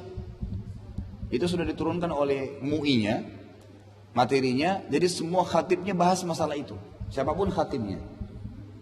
Jadi materi setahun itu sudah ada, MUI-nya yang keluarkan, diberikan dalam bentuk tertulis, kalau dia tidak hafal, maka dibaca. Kemudian yang jadi imam dan khatib itu dipilih juga oleh pemerintah dan digaji oleh pemerintah. Sehingga memang orang-orang yang ditaruh itu orang-orang yang potensi. Kita masuk ke masjidnya, dengar khutbah Jumat, saya berapa kali sholat, saya tidak ngerti apa yang dibahas, kadang-kadang karena pakai bahasa Melayu ada sebagian. Tapi saya lihat dari retorika sebagai pengalaman saya seorang dai gitu kan, retorika dia sangat bagus. Dalam suaranya jelas, mic-nya bagus, materinya berbobot gitu kan, dan ringkas. 20 menit, setengah jam selesai. Udah, nggak panjang-panjang lebar. Dan tidak ada istilahnya disampaikan riwayat yang bohong, apa khurafat segala nggak ada. Nah, itu sangat bagus sekali gitu kan. Jadi untuk menjadi khatib imam masjid pun itu dikasih gaji besar dan memang mereka digodok oleh MUI-nya, istilahnya kalau kita di Indonesia ya, itu untuk menjadi memang orang-orang yang sudah lewat tes ya. Itu kemudian khutbahnya standar. Jadi seperti misalnya pada saat dekat Ramadan, maka yang dibahas Ramadan. Mungkin kalau Indonesia sekarang mungkin pada waktu dekat pemilu dibahas masalah apa itu pemimpin dalam Islam, bagaimana mereka seharusnya, bagaimana masyarakat memilih, diberikan gambaran secara syar'i supaya jelas gitu kan. Jadi supaya tidak salah, tidak keliru. Baik, yang keenam, jika seseorang memasuki masjid ketika imam sedang khutbah, misal ada orang terlambat, hendaklah ia sholat sunnah tahiyat masjid 2 rakaat dengan ringan. Tetap dia sholat tadi 2 rakaat itu. Walaupun dia sudah kehilangan pahala tadi ya, pahala kurban unta, sapi itu sudah hilang karena dia sudah datang khatib di atas mimbar. Itu kan batasnya cuma sampai khatib sebelum naik di mimbar. Sebelum naik saja terakhir itu tinggal dapat telur, seperti sedekah dengan telur. Tapi di sini kalaupun dia masbuk terlambat bukan berarti dia duduk masjid tanpa sholat, tetap sholat tahiyat masjid. Kenapa? Karena ada hadis yang melarang tidak boleh kita duduk sebelum sholat 2 rakaat. Hadis itu disebutkan diriwayatkan oleh Imam Abu Daud yang berbunyi kata Nabi SAW, "Idza dakhala ahadukum yaumal jum'ati wal imamu yakhutubu falyarqa' rak'ataini wal yatajawwaz fihima." Jika salah seorang di antara kalian memasuki masjid pada hari Jumat ketika imam sedang khutbah, hendaklah ia tetap ruku atau sholat 2 rakaat dan hendaklah melakukannya dengan ringan pada keduanya. Dia ringankan sholatnya, percepat gitu kan. Ini juga sesuai dengan sabda Nabi SAW yang lain yang hadis sahih yang berbunyi, janganlah salah seorang di antara kalian masuk ke masjid kemudian dia duduk sebelum dia sholat 2 rakaat. Tidak boleh. Ini juga sekaligus memperkuat tadi yang kita bahasakan, tidak ada namanya qobliyah Jum'ah, tapi yang ada adalah sholat tahiyat masjidnya. Tahiyat masjidnya. Di sini juga dibahasakan khatib sudah di atas mimbar saja, tetap dibahasakan adalah sholat tahiyat masjid, bukan sholat qobliyah. Yang ketujuh, dimakruhkan ya, melangkahi pundak jemaah yang telah duduk lebih dahulu serta memisahkan di antara keduanya, kecuali memang di depan kosong. Umumnya banyak di Indonesia, terutama kaum laki-laki kita tidak mengerti kalau saf yang depan itu fadilahnya lebih besar, dan sudah panjang lebar kita jelaskan pada saat membahas masalah saf. Sebagaimana sabda Nabi SAW, la ya'lamun, hadis riwayat Bukhari Muslim, la ya'lamun nas ma fin nida, la ya'lamun nas ma fin nida wa safil awal la atawma walau habwa. Kalau seandainya orang-orang tahu pahala yang tersembunyi di azan dan saf pertama, maka mereka akan mendatangi keduanya walaupun merangkak. Saf depan lebih mulia. Tapi kita di Indonesia biasa memang karena tidak paham, mereka sengaja isi dari belakang masjid. Saf depan kosong. Ini berbeda ya. Kalau ada saf yang kosong, kita boleh maju ke depan mengisi saf. Dan saya lihat sebenarnya para pengurus masjid kita sudah bagus mengingatkan para jemaah, sebelum khatib dari mimbar kami minta jemaah untuk mengisi saf-saf yang masih kosong. Sering diulangi, tapi masih banyak saja yang duduk di belakang. Yang dimaksud ini larangannya adalah kalau seandainya memang sudah penuh sekali, kita datang terlambat, ngotot mau masuk ke depan, tidak ada tempat. Nah ini yang tidak bisa. Nah biasanya ini terjadi seperti kalau saya sering lihat itu di Masjid Nabawi atau di Masjid Haram Mekah ya. Karena orang tahu saf pertama fadilahnya besar, orang pada duduk semua di depan gitu kan. Nah ada orang-orang yang tidak faham tentang fikihnya hukum ini, mereka mau juga tidak kehilangan saf pertama, tapi sudah penuh nggak bisa. Maksain diri melangkahi pundak-pundaknya orang, memisahkan orang yang sedang duduk sempit, nggak bisa lagi. Itu nggak boleh. Kecuali ada memang sisi bisa kita masuk ya, memang kosong nggak masalah. Karena Nabi SAW mengatakan dalam hadis yang lain diperintahkan agar kita meringankan pundak kita bagi saudara kita yang mau masuk ke saf. Kata Nabi SAW dalam hadis sahih riwayat Imam Ahmad, hendaklah kalian kalau sholat meringankan pundak-pundak kalian untuk saudara kalian. Artinya kalau masih ada sisi bisa masuk, masukkan dia. Nggak apa-apa. Supaya jangan ada jarak saf yang kosong gitu kan. Tapi bukan berarti di sini sengaja memasuki tempat yang sudah tidak bisa. Itu juga nggak boleh. Itu di Indonesia ini saya katakan jarang terjadi ya. Tapi di negara-negara Arab, terutama di Masjid Nabawi itu masih ada orang yang begitu kadang-kadang. Mereka serobot padahal terlambat datang. Ini nggak boleh, ini dilarang. Itu sebagaimana ya disebutkan di dalam hadis riwayat Abu Daud, Rasulullah SAW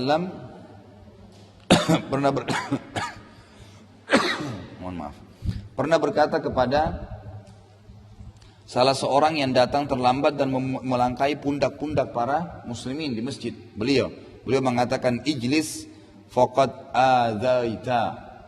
Duduklah kamu, sungguh kamu telah menyakiti orang lain. Enggak boleh lagi kalau sudah tidak ada tempat, gitu kan? Kemudian juga dalam hadis yang sama kata Nabi SAW, wala yufarriqu baina itsnain. Artinya hadis yang serupa, riwayat juga Abu Daud berbunyi, dan hendaklah dia tidak memisahkan di antara dua orang. Dia serobot masuk memaksakan diri padahal sudah sempit gitu. Yang kedelapan, diharamkan transaksi jual beli ketika diseru untuk menunaikan sholat Jumat. Ini khilaf di antara ulama. Apakah transaksi ini hanya berlaku bagi kaum laki-laki atau seluruh muslimin? Ini khilaf di antara ulama. Yang rajih adalah khusus untuk laki-laki. Khusus untuk laki-laki. Walaupun ada pendapat mengatakan semua termasuk perempuan. Kalau Jumat tetap tidak boleh. Kalau Jumat tetap tidak boleh.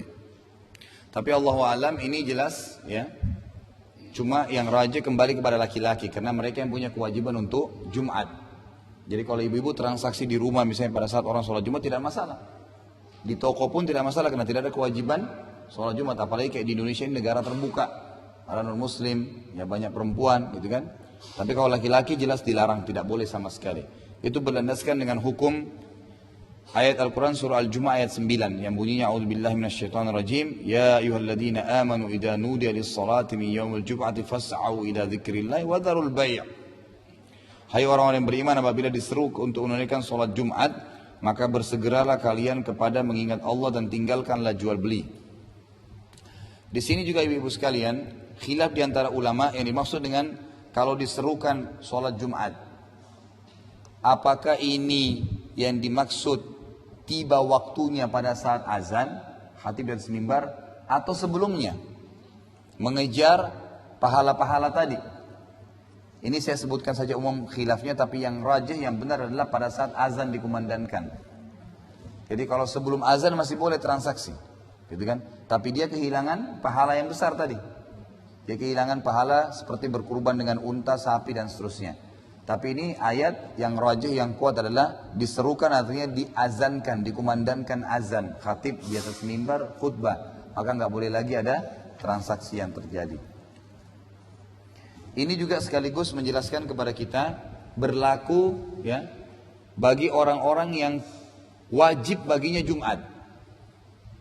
Seperti wanita nggak masalah, anak yang belum balik nggak masalah, musafir nggak masalah, orang sakit nggak masalah, kan gitu. Hamba sahaya nggak masalah. Ini yang rajih dari para pendapat ulama.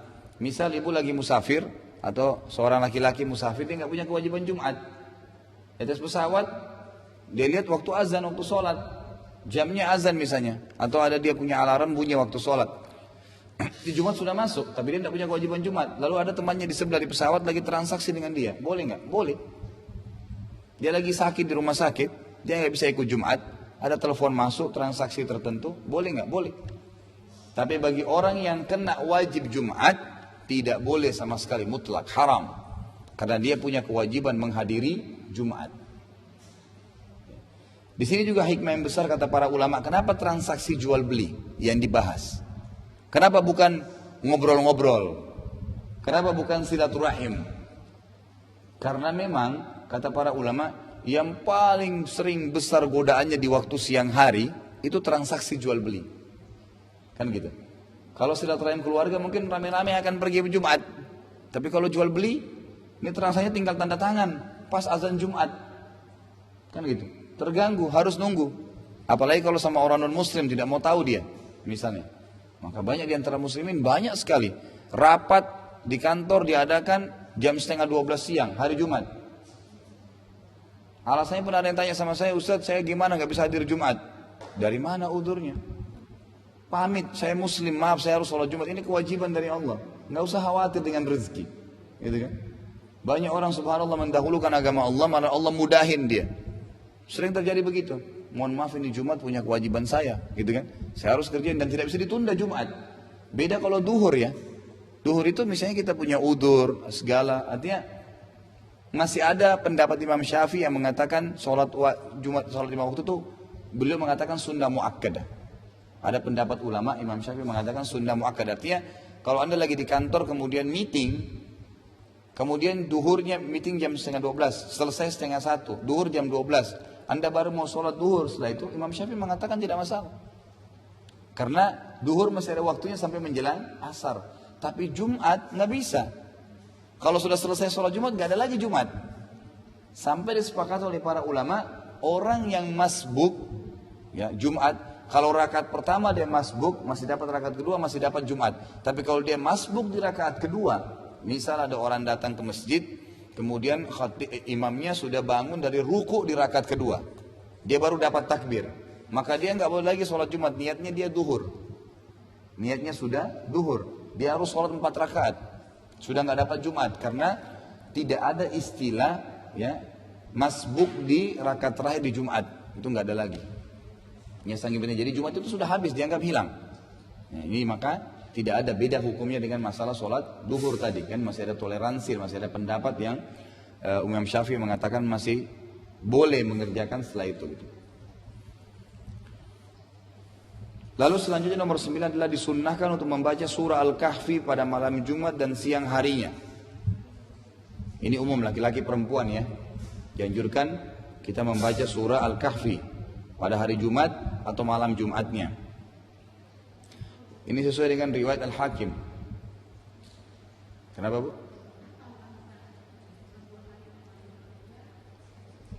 Enggak masalah, ulama bilang boleh. Kalau yang mau baca malam Jumatnya dan Jumatnya boleh. Yang mau baca Jumat saja malam Jumat juga boleh. Ya. Karena ini memang ada perintah di Jumatnya. Ulama yang mengatakan malam Jumat sebenarnya itu ijtihad dari mereka, karena mereka menghitung Jumat itu sudah masuk dari maghribnya hari Kamis. Jadi malam Jumat itu berarti sudah dihitung hari Jumat. Makanya beliau bilang di sini membaca surah Al-Kahfi pada malam Jumat ya. Jadi bukan siangnya Kamis, tapi malamnya mulai habis maghrib. Itu beliau sudah hitung sama dengan Jumat atau ya dan siang harinya, besoknya, Jumatnya, gitu kan? Ini sesuai dengan sabda Nabi SAW yang tadi saya katakan riwayat Al-Hakim dan beliau mensahihkannya. Man qara'a surat al-kahfi fi yaumil jum'ati adha'a lahu minan nuri ma bainal jum'atain.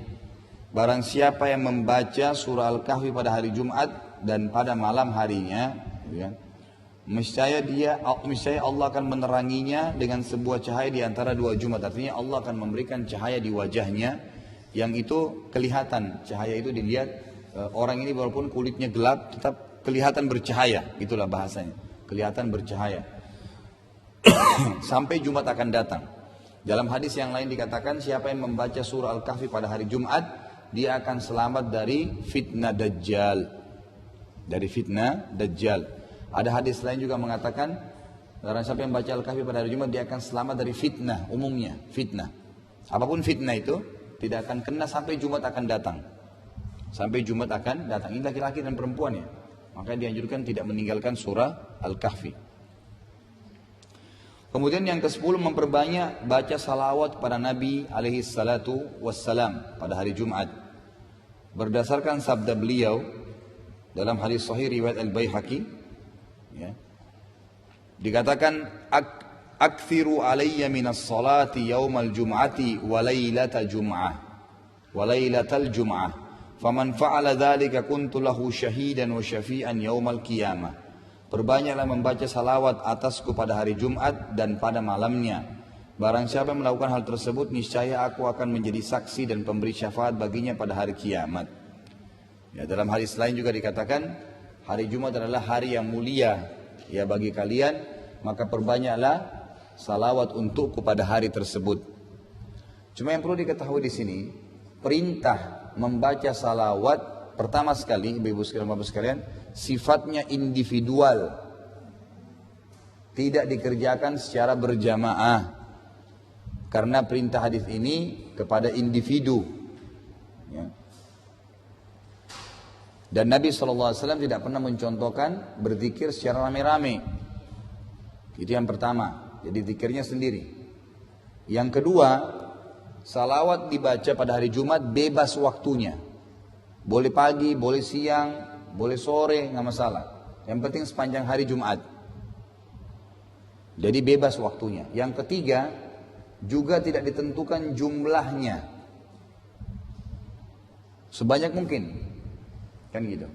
Walaupun Syekh Utsaimin rahimahullah mengatakan termasuk sunnah Nabi itu zikir tidak lebih dari 100. Enggak lebih dari 100. Kenapa? Karena memang Nabi SAW belum pernah disebutkan dalam riwayat berzikir lebih dari 100, maksimal 100. Tetapi ulama mengatakan salawat kan ada ragamnya, ada macamnya. Maka boleh dibaca per ragamnya 100 kali. Sama dengan istighfar. Ada astaghfirullah, ada astaghfirullahalazim, ada astaghfirullahalazim wa atubu ilaih, ada astaghfirullahalazim alladzi la ilaha illa huwal hayyul qayyum wa atubu ilaih. Banyak ragamnya. Sekarang Nabi SAW mengatakan saya beristighfar kepada Allah setiap hari 70, dalam riwayat lain 100 kali. Apakah kita cukup dengan 100 kali saja atau bisa lebih? Ini ulama rincikan. Kalau lafadznya sama, nggak boleh lebih 100. Jadi astagfirullah saja cukup 100 kali. Astagfirullah.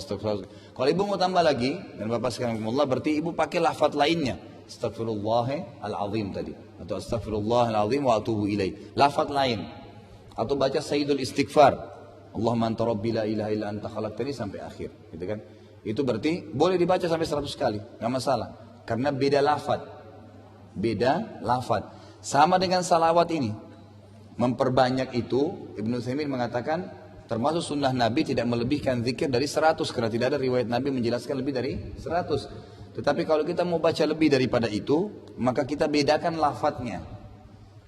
Nah, lafaz salawat itu terbatas, Bapak Ibu sekalian, tidak ada banyak macam-macam ya. Yang pertama sekali adalah membaca Allahumma salli ala Muhammadin wa ala ali Muhammad tanpa kata-kata sayyidina. Sebagaimana disebutkan dalam hadis Bukhari. Allahumma salli ala Muhammadin wa ala ali Muhammad kama sallaita ala Ibrahim.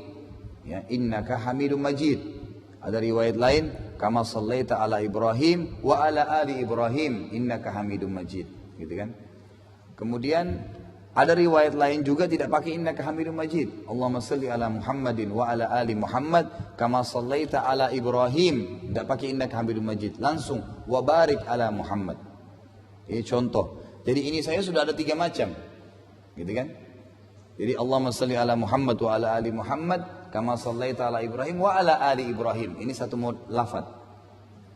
Ada riwayat lain sama tapi tinggal tambah innaka Hamidum Majid. Yang ketiga, Allahumma salli ala Muhammadin wa ala ali Muhammad langsung ya. Kama sallaita ala Ibrahim wa barik ala Muhammad. Tidak ada ali Ibrahim, tidak ada ya innaka Hamidum Majid. Ini contoh. Kemudian sama lanjutannya wa barik ala Muhammadin ya wa ala ali Muhammad kama barakta ala Ibrahim. Ini lafaz, ada juga kama barakta ala Ibrahim wa ala ali Ibrahim. Ya. Ini ada lafaznya innaka Hamidum Majid. Ini salawat yang paling afdal. Namanya salawat Ibrahim. Datang salawat yang kedua adalah kita membaca Allahumma salli ala Muhammadin wa ala ali Muhammad. Begitu saja. Tidak disebutkan dengan kama sallaita ala Ibrahim. Allahumma salli ala Muhammadin wa ala ali Muhammadin. Sebagian athar menyebutkan ditambah Allahumma salli ala Muhammadin wa alihi wa sahbihi. Ini juga disebutkan dalam beberapa athar dari sahabat yang sahih. Mereka mengatakan Allahumma salli ala Muhammadin wa ala alihi wa sahbihi. Kalau tadi sebelumnya Allahumma salli ala Muhammadin wa ala ali Muhammad. Tidak ada sahabat. Lafaz setelahnya ada Allahumma salli ala Muhammadin wa ala alihi wa sahbihi dan sahabatnya. Dan ini juga ada. Lafaz yang setelahnya, yang keberapa, yang ketiga ya? Lafaz yang lainnya juga salawat itu kita membaca sallallahu alaihi wasallam. Sallallahu alaihi wasallam. Jadi kita sebutkan ada Nabi sallallahu alaihi wasallam bersabda. Ibu-ibu bilang dan bapak sekalian sallallahu alaihi wasallam. Setiap kali sebut itu salawat, termasuk salawat. Sallallahu alaihi wasallam. Bisa juga sallallahu alaihi wa ala alihi wasallam. Termasuk juga sunnah menambah dengan wa ala alihi wasallam. Ada juga yang tadi sama lafaz athar sallallahu ala Muhammadin wa ala alihi wa sahbihi. Ya, ini semua dengan lafaz. Tadi kan yang sebelumnya Allahumma salli ala Muhammad. Ini enggak sallallahu alaihi langsung, tidak pakai Allahumma. Jadi lafaznya beda lagi. Lafaznya beda lagi, gitu kan? Di sini Allahumma salli ala Muhammad sallallahu alaihi wasallam. Kemudian termasuk juga lafaz yang setelahnya yang keempat adalah alaihi salatu wassalam. Alaihi salatu wassalam.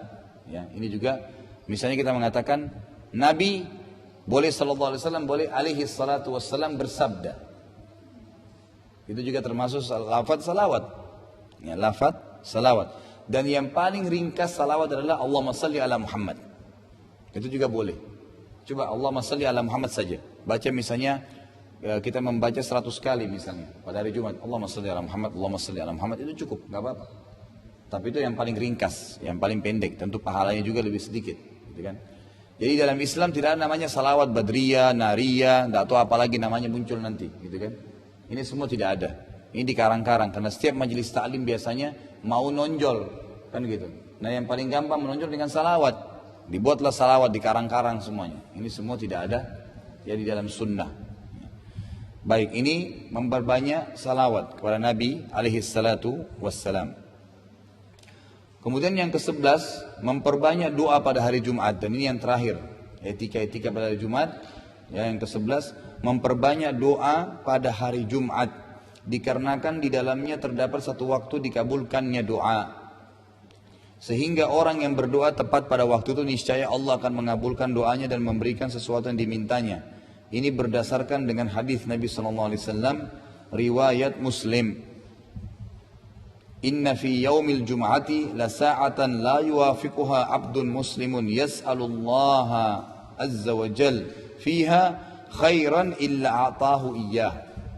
Sesungguhnya pada hari Jumat terdapat satu waktu, suatu saat, ini laki-laki perempuan sama, ya, di mana tidaklah seorang muslim memohon berdoa suatu kebaikan kepada Allah azza wa jal tepat pada waktu itu kecuali Allah akan memberikan apa yang dia minta.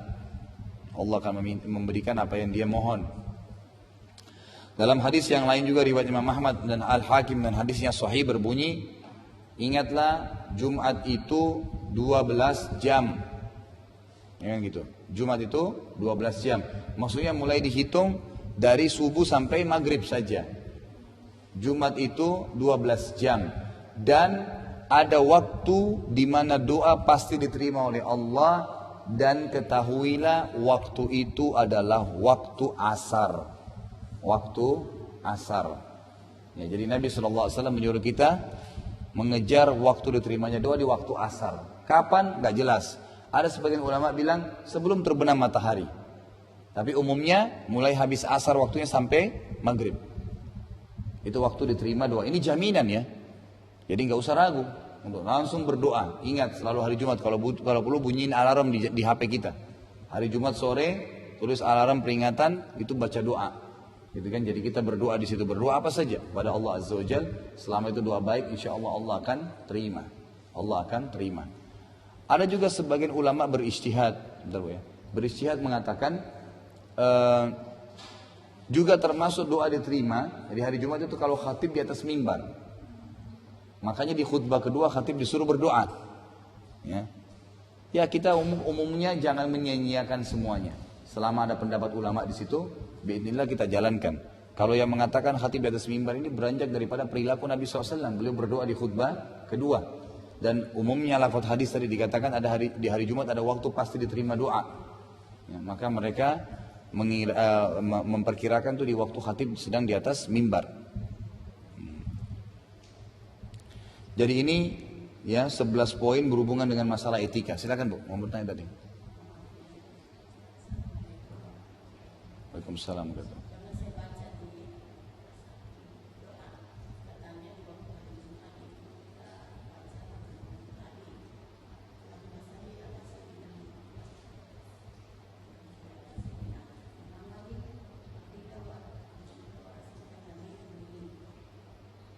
Ya itu tidak ada dalam riwayat Bu. Kalau dari lafaz yang Ibu sebutkan tadi, itu berarti membaca salawat kan gitu. Jadi penekanan membaca salawat selama sebanyak 80 kali di hari Jumat dan mengatakan Allahumma shalli ala sayyidina Muhammad gitu kan. Ya. Pertama sekali belum ada penentuan hadis sahih tentang jumlah salawat di hari Jumat. Tadi sudah kita jelaskan itu. Jadi menentukan dia 80 atau 100 itu butuh sesuatu yang berhubungan dengan dalil gitu kan. Ibnu Utsaimin saja tadi mengatakan 100 karena beliau kembali kepada umumnya hadis-hadis yang lain. Kalau 80 belum disebutkan, gitu kan? Itu pertama. Yang kedua, belum ada satupun lafaz salawat yang ada kata-kata sayyidina, belum ada. Makanya ditekankan sekali, banyak sekali penulis buku, ya ternyata pengarang buku Bulughul Maram, kemudian juga Imam Al-Baihaqi menekankan bahwasanya ini kalau saya tidak salah Al-Baihaqi menekankan itu tidak ada sama sekali satupun riwayat hadis Nabi yang mengatakan sayyidina. Yang jadi masalah kita sebenarnya di Indonesia ini karena kita menganggap dengan mengatakan Allahumma shalli ala Muhammad seperti tidak menghormati Nabi SAW. Seakan-akan begitu. Padahal sebenarnya tidak ada hubungannya. Tidak ada hubungannya. Karena lafaz begitu Nabi SAW ajarkan, maka begitu juga. Kalau kita menganggap misalnya Nabi harus kita mengatakan Sayyidina Muhammad karena menghormati, bagaimana dengan Allah? Allah lebih pantas. Berarti kita harus bilang Rabbi Allah. Selalu bilang Rabb. Tidak boleh kita sebut Allah langsung. Tapi memang tidak. Kita tidak mengurangi kadar penghormatan kepada Allah. Pada saat kita bilang mengatakan Ya Allah. Yang penting setelah namanya Allah ada sifatnya. Azza wa Jal, Subhanahu wa ta'ala. Setelah nama Nabi SAW ada salawat. Itu yang benar. Tapi sebelumnya tidak ada. Ya kan? Jadi kita jangan sampai menambah apa yang Nabi SAW tidak contohkan. Keliru, takutnya keliru. Gitu kan? Ini kurang lebih gambarannya. Kemudian lanjutan tambahan tadi itu lafadznya memang lafadz yang disusun Bu. Memang disusun oleh pribadi mungkin penulis bukunya. Tapi tetap kita mungkin tekankan sama yang saya tekankan selalu di kelas hadis kita, ini kelas hadis. Tujuannya memang kita belajar hadis Nabi yang benar supaya kembali kepada tuntunan wahyu yang benar, jadi tidak salah. Karena kalau kita mau ikuti di masyarakat terlalu banyak yang dikarang-karang memang sengaja, akhirnya kita keluar dari sunnah Nabi SAW. Jadi kita tidak boleh merasa diri lebih pintar daripada Nabi SAW karena beliau sudah ajarin caranya. Masa Nabi bilang baca salawat kepada saya begini, kita ubah, enggak begini. Kan tidak boleh mestinya kan gitu. Nabi sudah ajarin, begini loh salawat untuk saya. Allahumma salli ala Muhammadin wa ala ali Muhammad. Sudah, begitu salawatnya. Jangan ditambah, jangan dikurangi karena kita tidak lebih pintar daripada Nabi alaihi salatu wassalam. Allahu a'lam. Itu Bu ya. Ada lagi? Baik, kita lanjut. Nanti kalau mau bertanya langsung ya. Syarat-syarat wajib Jumat. Bagi siapa wajib Jumat itu? Itu maksudnya. Yang pertama laki-laki. Jadi tidak diwajibkan atas wanita. Kan gitu. Kemudian yang kedua merdeka, bukan seorang budak. Kalau budak nggak ada kewajiban.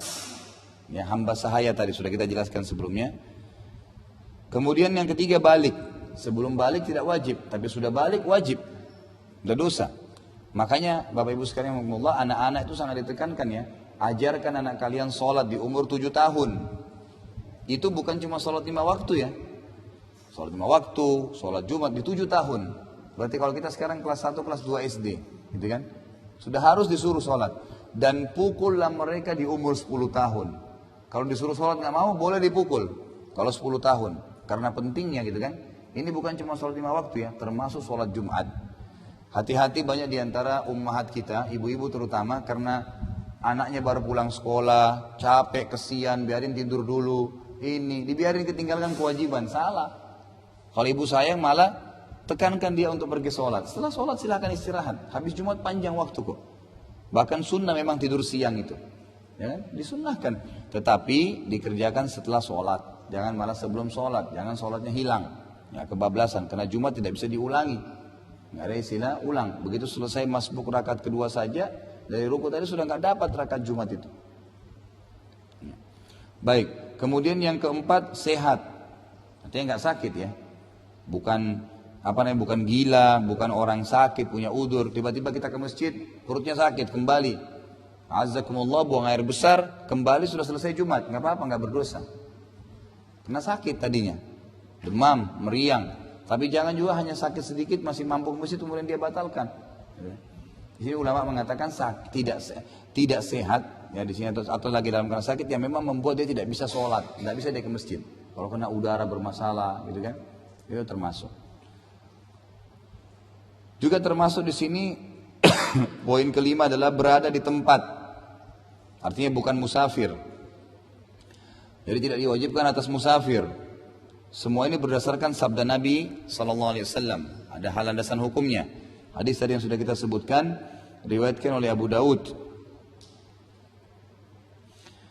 Nabi SAW mengatakan al-jum'atu haqqun wajibun ala kulli muslimin illa arba'a abdun mamlukun aw imra'atun aw sabiyyun aw marid. Salat Jumat adalah hak yang diwajibkan atas setiap orang muslim atau orang Islam kecuali 4 orang, yaitu hamba sahaya, wanita, anak kecil serta orang sakit. Kemudian Nabi SAW juga bersabda dalam hadis yang lain riwayatkan Darul Qutni Al-Baihaqi, tapi sanadnya ini ada lemah, cuman dia bertemu dengan riwayat-riwayat yang lain. Riwayat yang lain itu menguatkannya. Jadi hadis ini mutawatir, ada hadis-hadis jalur yang lain. Bunyinya begini, man kana yu'minu billahi wal yawmil akhir fa alaihi al-jum'atu yawmal jum'ati illa maridan aw musafiran aw imra'atan aw sabiyan aw mamlukan. Barang siapa yang beriman kepada Allah dan hari akhir, maka diwajibkan atasnya sholat Jumat pada hari Jumat. Yang ini berarti Jumat pada hari Jumat, tidak boleh Jumat dikerjakan pada hari lain. Kecuali orang sakit, musafir, wanita, anak kecil dan hamba sahaya. Ini dikuatkan dengan hadis yang sebelumnya, hadis sahih riwayat Abu Daud. Terus beliau mengatakan, semua orang yang disebutkan serta setiap orang yang tidak diwajibkan atas mereka menunaikan sholat Jumat dibolehkan menunaikan bersama imam serta dianggap gugur darinya kewajiban menunaikan sholat duhur. Ketentuan tersebut berlaku untuk selamanya. Ya, orang yang sholat Jumat sudah nggak ada duhurnya lagi. Jadi ada satu kelompok sekarang di Indonesia ini, mereka bilang setelah Jumat duhur lagi. Ya, saya dikagetkan dulu pernah saya sholat di Sulawesi Selatan salah satu masjid gitu. Setelah selesai sholat Jumat, kemudian saya lihat ada orang berdiri. Saya pikir mereka musafir, tapi musafir pun nggak boleh. Karena tadi saya sudah bilang, ulama sepakat nggak ada istilahnya menjama antara Jumat dengan Asar. Karena nggak ada dalil Nabi SAW menjama antara Jumat dengan Asar. Yang ada adalah beliau pada saat musafir tetap sholat duhur saja, baru dijamak dengan Asar. Jadi nggak boleh kita ubah sistem itu gitu kan. Saya dikagetkan mereka iqamah, mereka sholat lagi. Lalu saya tanya, sholat apa ini? Oh ini sholat duhur. Loh kok bisa sholat duhur? Iya karena kan duhur tetap wajib. Bagaimana bisa terhilangkan dengan Jumat? Ini karena kedangkalan pemahaman ya. Saya jelaskan bahwasanya Nabi SAW yang mencontohkan itu. Beliau selesai sholat Jumat tidak ada lagi sholat duhurnya. Dan beliau sudah menganggap Jumat itu menggantikan duhur bagi laki-laki yang tadi punya syarat itu. Makanya disusun oleh para ulama dalam buku fikih syaratnya seperti tadi. Yang selain orang-orang yang tadi kena syarat itu, wanita, anak kecil, musafir, orang sakit, hamba sahaya, boleh sholat duhur. Gitu kan? Tapi ini tidak, sholat Jumat. Dan tidak ada lagi istilah habis Jumat sholat duhur. Dan ini yang telah disepakati oleh jumhur ulama. Dan hampir semua buku fikih menjelaskan masalah itu. Jadi nggak ada lagi sifatnya sholat Jumat bagi orang yang punya udzur. Ya.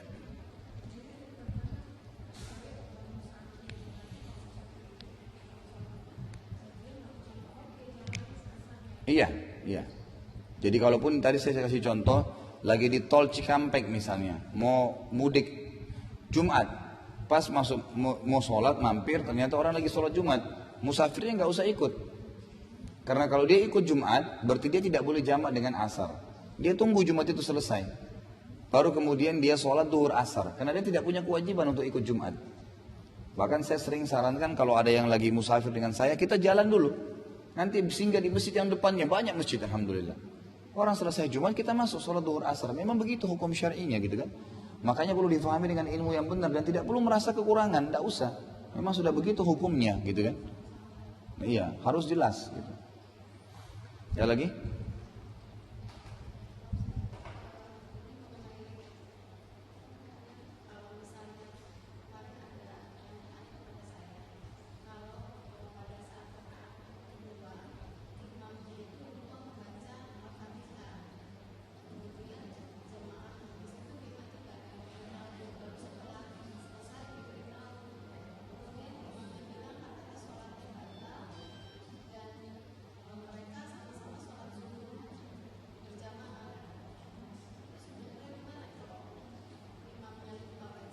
Enggak.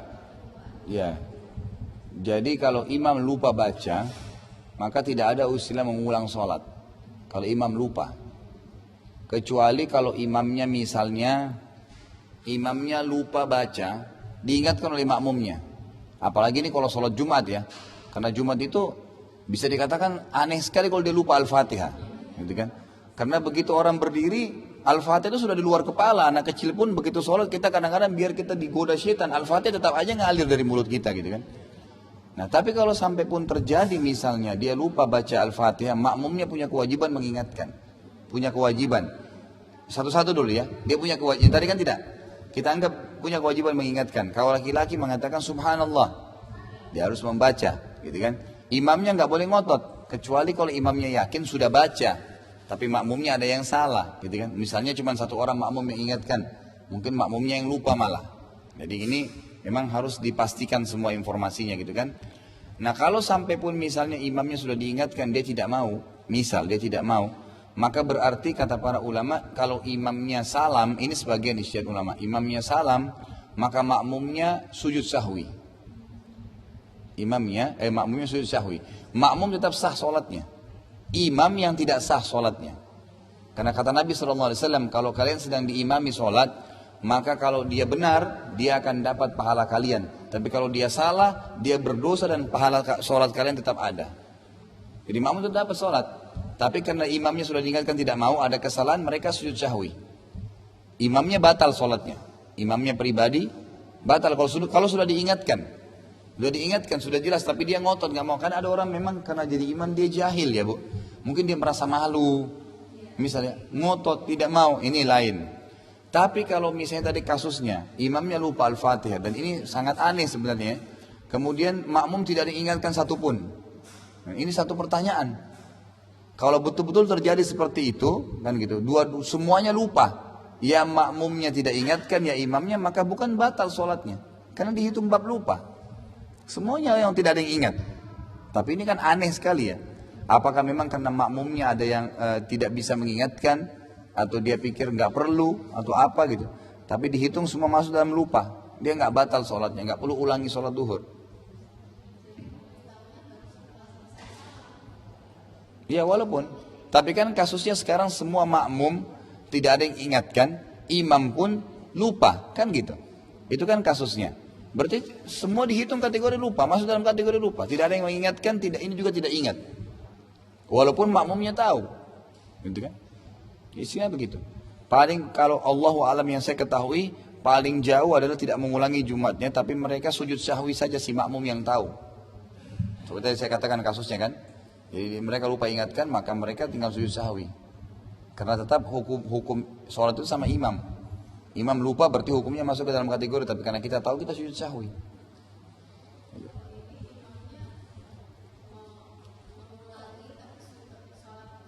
Enggak, itu enggak boleh semestinya ya. Ya. Baik, ada lagi?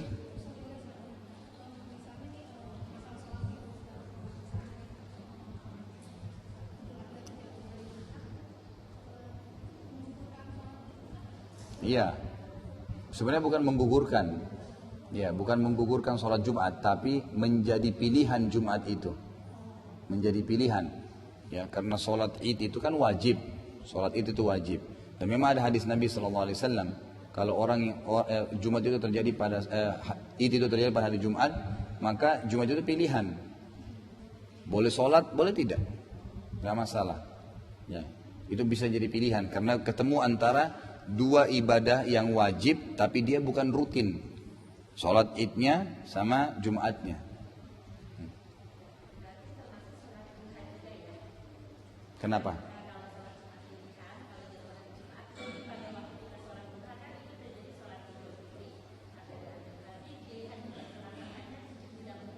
Enggak ada hubungannya.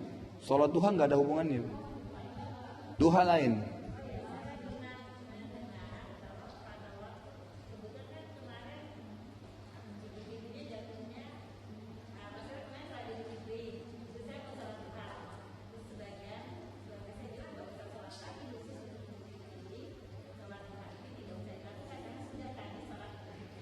Enggak. Kalau sholat id wajib, sholat id, fitri dan adha itu wajib hukumnya. Itu wajib. Bahkan para ulama mengatakan saking wajibnya, nanti akan kita bahas setelah sholat Jumat. Jadi kita kan rentetannya sekarang bahas dalam sholat 5 waktu, sholat Jumat dan sholat id. Dua sholat yang wajib sebenarnya. Itu saking wajibnya sampai wanita yang berhalangan saja tetap disuruh hadir di lapangan. Walaupun tidak ikut sholat. Itu karena sifatnya, makanya ulama mengatakan lebih cenderung fardu ain secara individu, kecuali orang punya udzur syar'i yang benar-benar nggak bisa. Nah kalau duha sunnah, jadi dia duha tidak jatuh hukumnya dengan kita sudah sholat id, enggak. Kalau kan di Jumat itu jadi pilihan Jumatnya karena ada dalilnya berhubungan dengan masalah itu. Memang ada hadis khusus menjelaskan bahwasanya Jumat itu sudah menjadi sudah bukan satu kewajiban. Dia sudah bisa duhur, bisa Jumat. Masih ada lagi?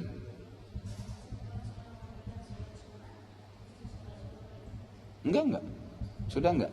Siapapun yang sudah sholat Jumat, walaupun wanita tadi ikut, itu walaupun itu hukumnya makruh, dimakruhkan bagi mereka lebih afdal di rumah, dia enggak perlu lagi sholat duhur. Karena tidak ada satupun dalil yang menjelaskan Jumat dikerjakan atau digabung dengan duhur. Enggak ada lagi. Kalau sudah Jumat berarti enggak ada duhur. Sudah enggak ada duhur.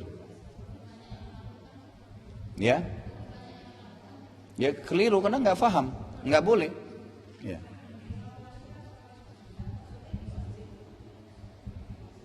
Ya, iya di masjid. Di masjid. Seperti kalau ibu lihat begini, ibu kalau lagi haji atau lagi umrah, Masjid Haram tuh penuh ibu-ibu tuh. Banyak gitu yang datang. Ya kan? Karena mereka mau mengejar pahala 100.000-nya. Ada, tapi walaupun sebenarnya itu dilarang sebenarnya. Tapi pemerintah Saudi berpegang pada pendapat yang umumnya, yang rajih itu mengatakan wanita tidak apa-apa sholat Jumat, tapi makruh hukumnya mereka. Mereka lebih diprioritaskan, lebih afdal sholat duhur di rumah. Karena Nabi SAW tidak mewajibkan bagi mereka. Tapi kata-kata tidak mewajibkan tidak juga melarang. Gitu kan? Bukan haram bagi mereka sholat Jumat. Tidak boleh. Ya dilarang untuk ke masjid. Gitu kan? Iya.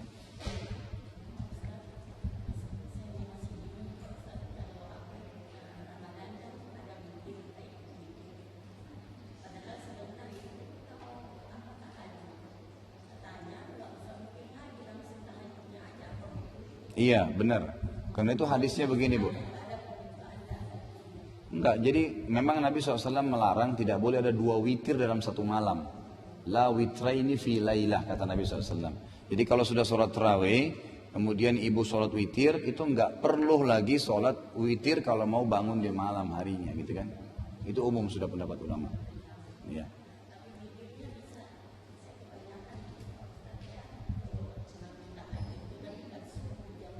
Iya enggak masalah itu Bu, enggak masalah.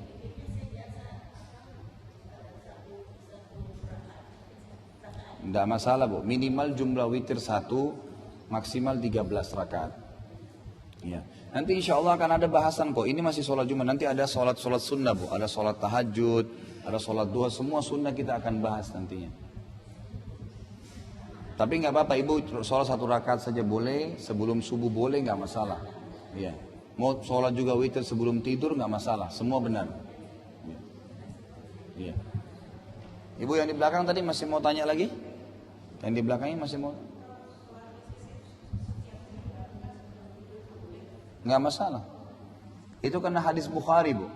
Ka'ab bin Malik, sahabat Nabi berkata, aku diwasiatkan oleh kekasihku Rasulullah Sallallahu Alaihi Wasallam untuk mengerjakan 3 hal yang aku tidak pernah tinggalkan semasa aku hidup. Semasa aku hidup. Kata-kata ini berarti selamanya beliau kerjakan. Itu aku selalu 2 rakaat sholat duha, puasa 3 hari setiap bulan, dan tidak tidur malam hari kecuali sudah witir. Jadi ini beliau kerjakan semenjak dengar hadis ini sampai belum meninggal. Artinya witirnya selalu sebelum tidur. Gitu kan? Dan dari hadis ini kata para ulama mengatakan afdalnya orang kalau dia kebanyakan waktunya nggak bisa bangun untuk sholat malam, dia witir sebelum tidur itu lebih baik. Khawatir kena lewat witirnya. Gitu kan?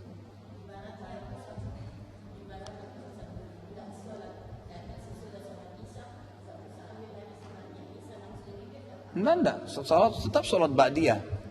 Itu lain lagi, itu sunnah ba'diyah isya, baik dikerjakan. Itu kan termasuk dalam 12 rakaat. Baru ibu witir, mau 1 rakaat, mau 3, terserah. Enggak masalah. Tapi ibu kehilangan pahala. Untuk apa enggak dikerjain ba'diyahnya itu?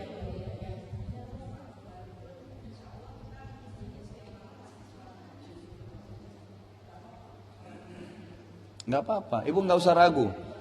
Ibu enggak usah ragu, witir sebelum tidur, ibu bangun malam sholat tahajud enggak witir lagi, enggak masalah. Itu hadisnya ada.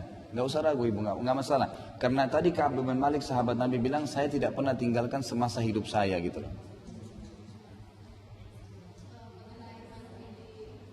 Jumat.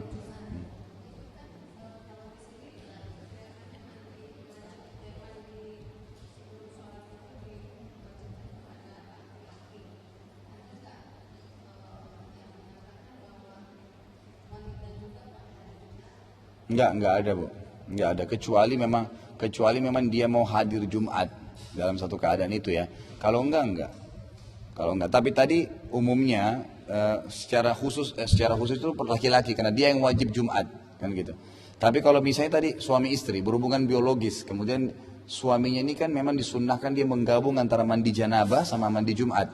Istrinya juga mandi pada saat itu. Itu niat mandi junub, bukan lagi, tidak ada hubungannya dengan Jumat. Wanita tidak ada hubungannya di sini. Kan gitu. Jadi ini beda. Ini khusus untuk mandi wajib ya. Tapi kalau mandi-mandi yang umumnya itu banyak. Nabi SAW biasa mendinginkan badan beliau di air. Dianjurkan kita kayak mandi sekarang Indonesia pagi sore untuk menjaga kebersihan, itu termasuk bagian dari yang diperintahkan gitu. Sudah? Baik, kita lanjut lagi ya. Syarat sahnya sholat Jumat. Bagaimana bisa dihitung Jumat itu sah? Yang pertama, dilaksanakan di suatu perkampungan. Jadi tidak sah sholat Jumat dilaksanakan di daerah pedalaman atau dalam perjalanan. Maksudnya di sini sifatnya itu sendirian satu orang di tempat terkucil. Misalnya ada orang masuk di hutan sendirian, lalu dia Jumat tiba dia sholat sendiri. Itu tidak dibenarkan. Karena pada masa Rasulullah SAW tidak pernah dilaksanakan sholat Jumat kecuali di suatu kota atau di suatu perkampungan. Artinya ada komunitas orang di situ kan. Dan Nabi SAW tidak pernah memerintahkan penduduk daerah pedalaman supaya menunaikannya. Artinya kalau di sini bahasa pedalaman ini adalah orang yang sering masuk ke dalam perkampungan yang di dalam dan sendirian, gitu. Dan sendirian. Ya, ini berbeda hukumnya. Dan berdasarkan mayoritas perjalanan beliau SAW tidak ada keterangan yang menjelaskan bahwasanya beliau menunaikan sholat Jumat selamanya. Artinya di sini kalau lagi dalam perjalanan Nabi SAW tidak mengerjakan Jumat. Mungkin orang itu umumnya kalau masuk ke pedalaman di hutan, ya kayak di Irian, kayak di mana orang masuk itu berarti memang mereka sudah sendirian, gitu kan, berbeda. Maka mereka tidak terhitung, bahkan terhitung sebagai orang yang musafir. Hukumnya lepas dari Jumat. Kemudian yang kedua dilaksanakan di masjid. Jadi tidak sah menunaikan sholat Jumat di dalam suatu bangunan dan juga halamannya yang selain masjid. Hal ini dimaksudkan agar kaum muslimin tidak kepanasan atau kedinginan yang dapat mengganggu kesehatan mereka. Nah, terus ini pertanyaannya, masjid. Kalau misalnya di kantor ruangan dijadikan masjid sholat Jumat, aula. Atau di Eropa banyak orang Islam menyewa gang-gang jalanan pada hari Jumat. Boleh kan? Boleh. Kan gitu, tetap dibolehkan karena mereka ada udzur. Mereka ada udzur gitu kan. Memang tidak ada masjid. Dan masjid itu kata para ulama sebenarnya sesuatu yang sudah diniatkan untuk dijadikan tempat sholat berjamaah, tidak makan masjid. Gitu kan? Tidak makan masjid. Ya. Misalnya tiba-tiba di halaman rumah ini Ibu Imas mau buat ruangan niatkan untuk masjid. Sudah dibentuk. Kan jadi masjid dia. Hukumnya sudah hukum masjid. Bukan lagi rumah dia. Udah masjid, udah boleh orang Jumat, udah boleh orang macam-macam. Kan sudah Jumat hukumnya.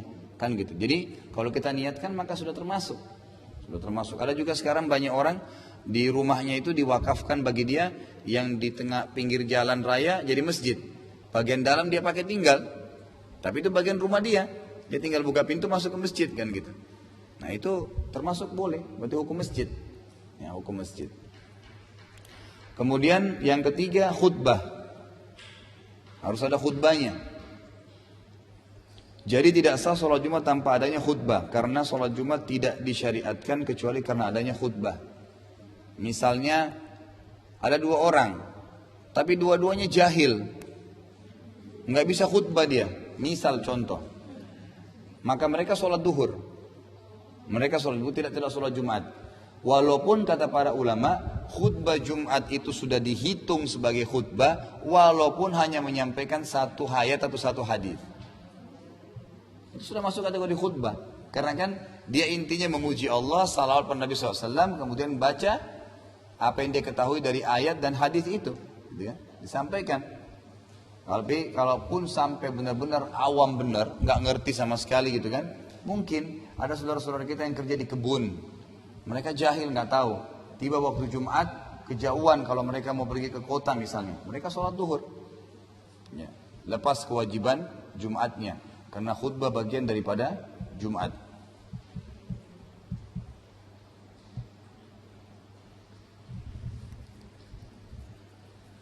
Baik, ada pendapat ulama yang mengatakan bahwasanya sholat Jumat itu diwajibkan kalau ya terdengar suara azan. Ini yang dibahas oleh penulis buku. Beliau mengatakan sholat Jumat tidak diwajibkan atas orang yang jauh dari suatu perkampungan, sendirian jauh, terpencil di pulau. Ada kan? Sholat Jumat tidak diwajibkan atas orang yang jauh dari suatu kota atau suatu perkampungan yang di dalamnya didirikan sholat Jumat dengan jarak lebih dari 3 mil. Hanya berdasarkan sabda Nabi SAW, riwayatkan Abu Daud dan Darul-Qutni. Tetapi hadis ini hadis yang lemah. Jadi kalau ibu-ibu dan bapak dengar hadis ini lemah, ulama tidak pakai. Terus di garis bawah yang lemahnya ya, kata Nabi SAW, al-Jum'atu ala man sami'an nida. Salat Jumat diwajibkan atas orang yang mendengarkan seruan azan. Ini lemah hadisnya dan sangat lemah, maka ulama tidak jadikan sebagai pegangan. Nggak dijadikan sebagai pegangan. Makanya tadi saya bilang yang rajih itu beranjak daripada hadis Bukhari yang tadi kita sebutkan gitu kan.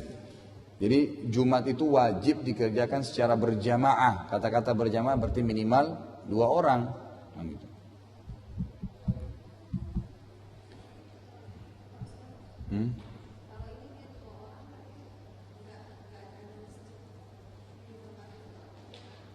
Ya kalau tidak ada masjid kan apapun tadi saya katakan yang dia niatkan untuk jadi tempat masjid, ya itu bisa saja. Kalau mereka mau duhur bisa pilihan, nggak masalah. Dia lagi jalan tidak ada masjid, tiba Jumat, mereka mau sholat Jumat, diniatkan. Itu ada pendapat ulama yang membolehkan agar tidak kehilangan Jumat. Kecuali mereka musafir ya, sudah jatuh Jumatnya nggak ada sama sekali. Umumnya kan orang kalau di kota kan gitu, ada saja masjid gitu kan. Umumnya sudah bisa didapatkan.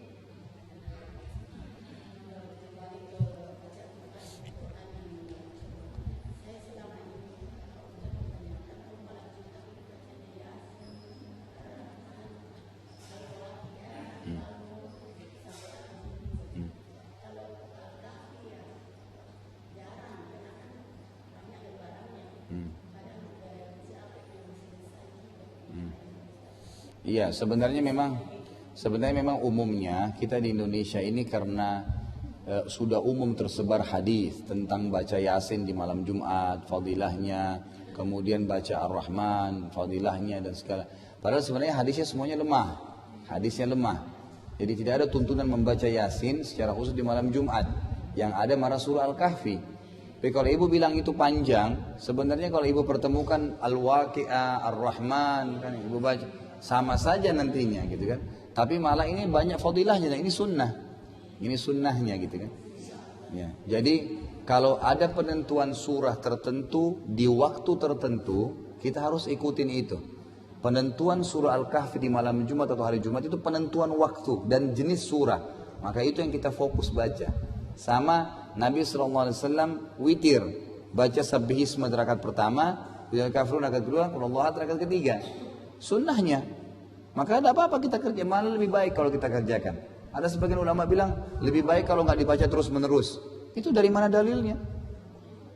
Wah, butuh dalil untuk mengatakan baca di rakaat pertama ganti sabisma dengan surah lain. Mungkin boleh karena hukumnya sunnah, tapi tetap lebih afdal itu. Dan perkataan yang mengatakan oh lebih baik kalau dia ganti dengan surah lain itu butuh dalil. Nggak boleh kata-kata lebih baik. Nanti orang faham, berarti baca surah lain lebih afdal daripada sunnah yang diajarkan oleh Nabi SAW. Gitu kan? Jadi tetap kita kembali kepada ajaran itu, insya Allah benar. Sabbihisma rabbikal a'la rakaat pertama, Al-Kafirun kedua, Qul Huwallahu ahad yang ketiga. Kan itu diwitir itu. Baik. Sudah? Orang yang hanya mendapatkan satu rakaat sholat Jumat atau kurang dari itu, ini tadi yang kita jelaskan ya. Tapi karena di sini baru dituliskan dalilnya oleh beliau.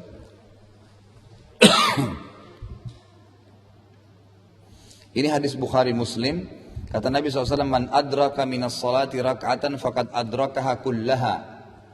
Barang siapa yang mendapatkan satu rakaat dari suatu sholat, berarti ia telah mendapatkan seluruhnya.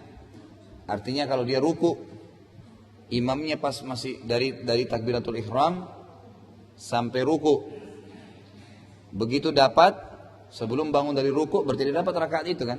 Walaupun dia tidak baca Al-Fatihah, walaupun dia tidak baca Iftitah, nggak masalah. Kita masuk masjid, imam lagi ruku, Allahu Akbar, takbir, lalu Allahu Akbar, takbir untuk ruku. Jangan takbir sekali ya. Banyak orang begitu. Imamnya lagi ruku, Allahu Akbar langsung ruku. Enggak takbiratul ihram, takbiratul itu wajib. Enggak boleh. Jadi Allahu Akbar, baru Allahu Akbar ruku. Walaupun kita cepat gerakannya, gitu kan? Jadi ini maksudnya. Nah, inilah sebabnya tadi ulama bilang, berarti di rakaat kedua, kalau dia tidak mendapatkan rukunya, berarti dia sudah kehilangan Jumat. Dia sudah kehilangan Jumat.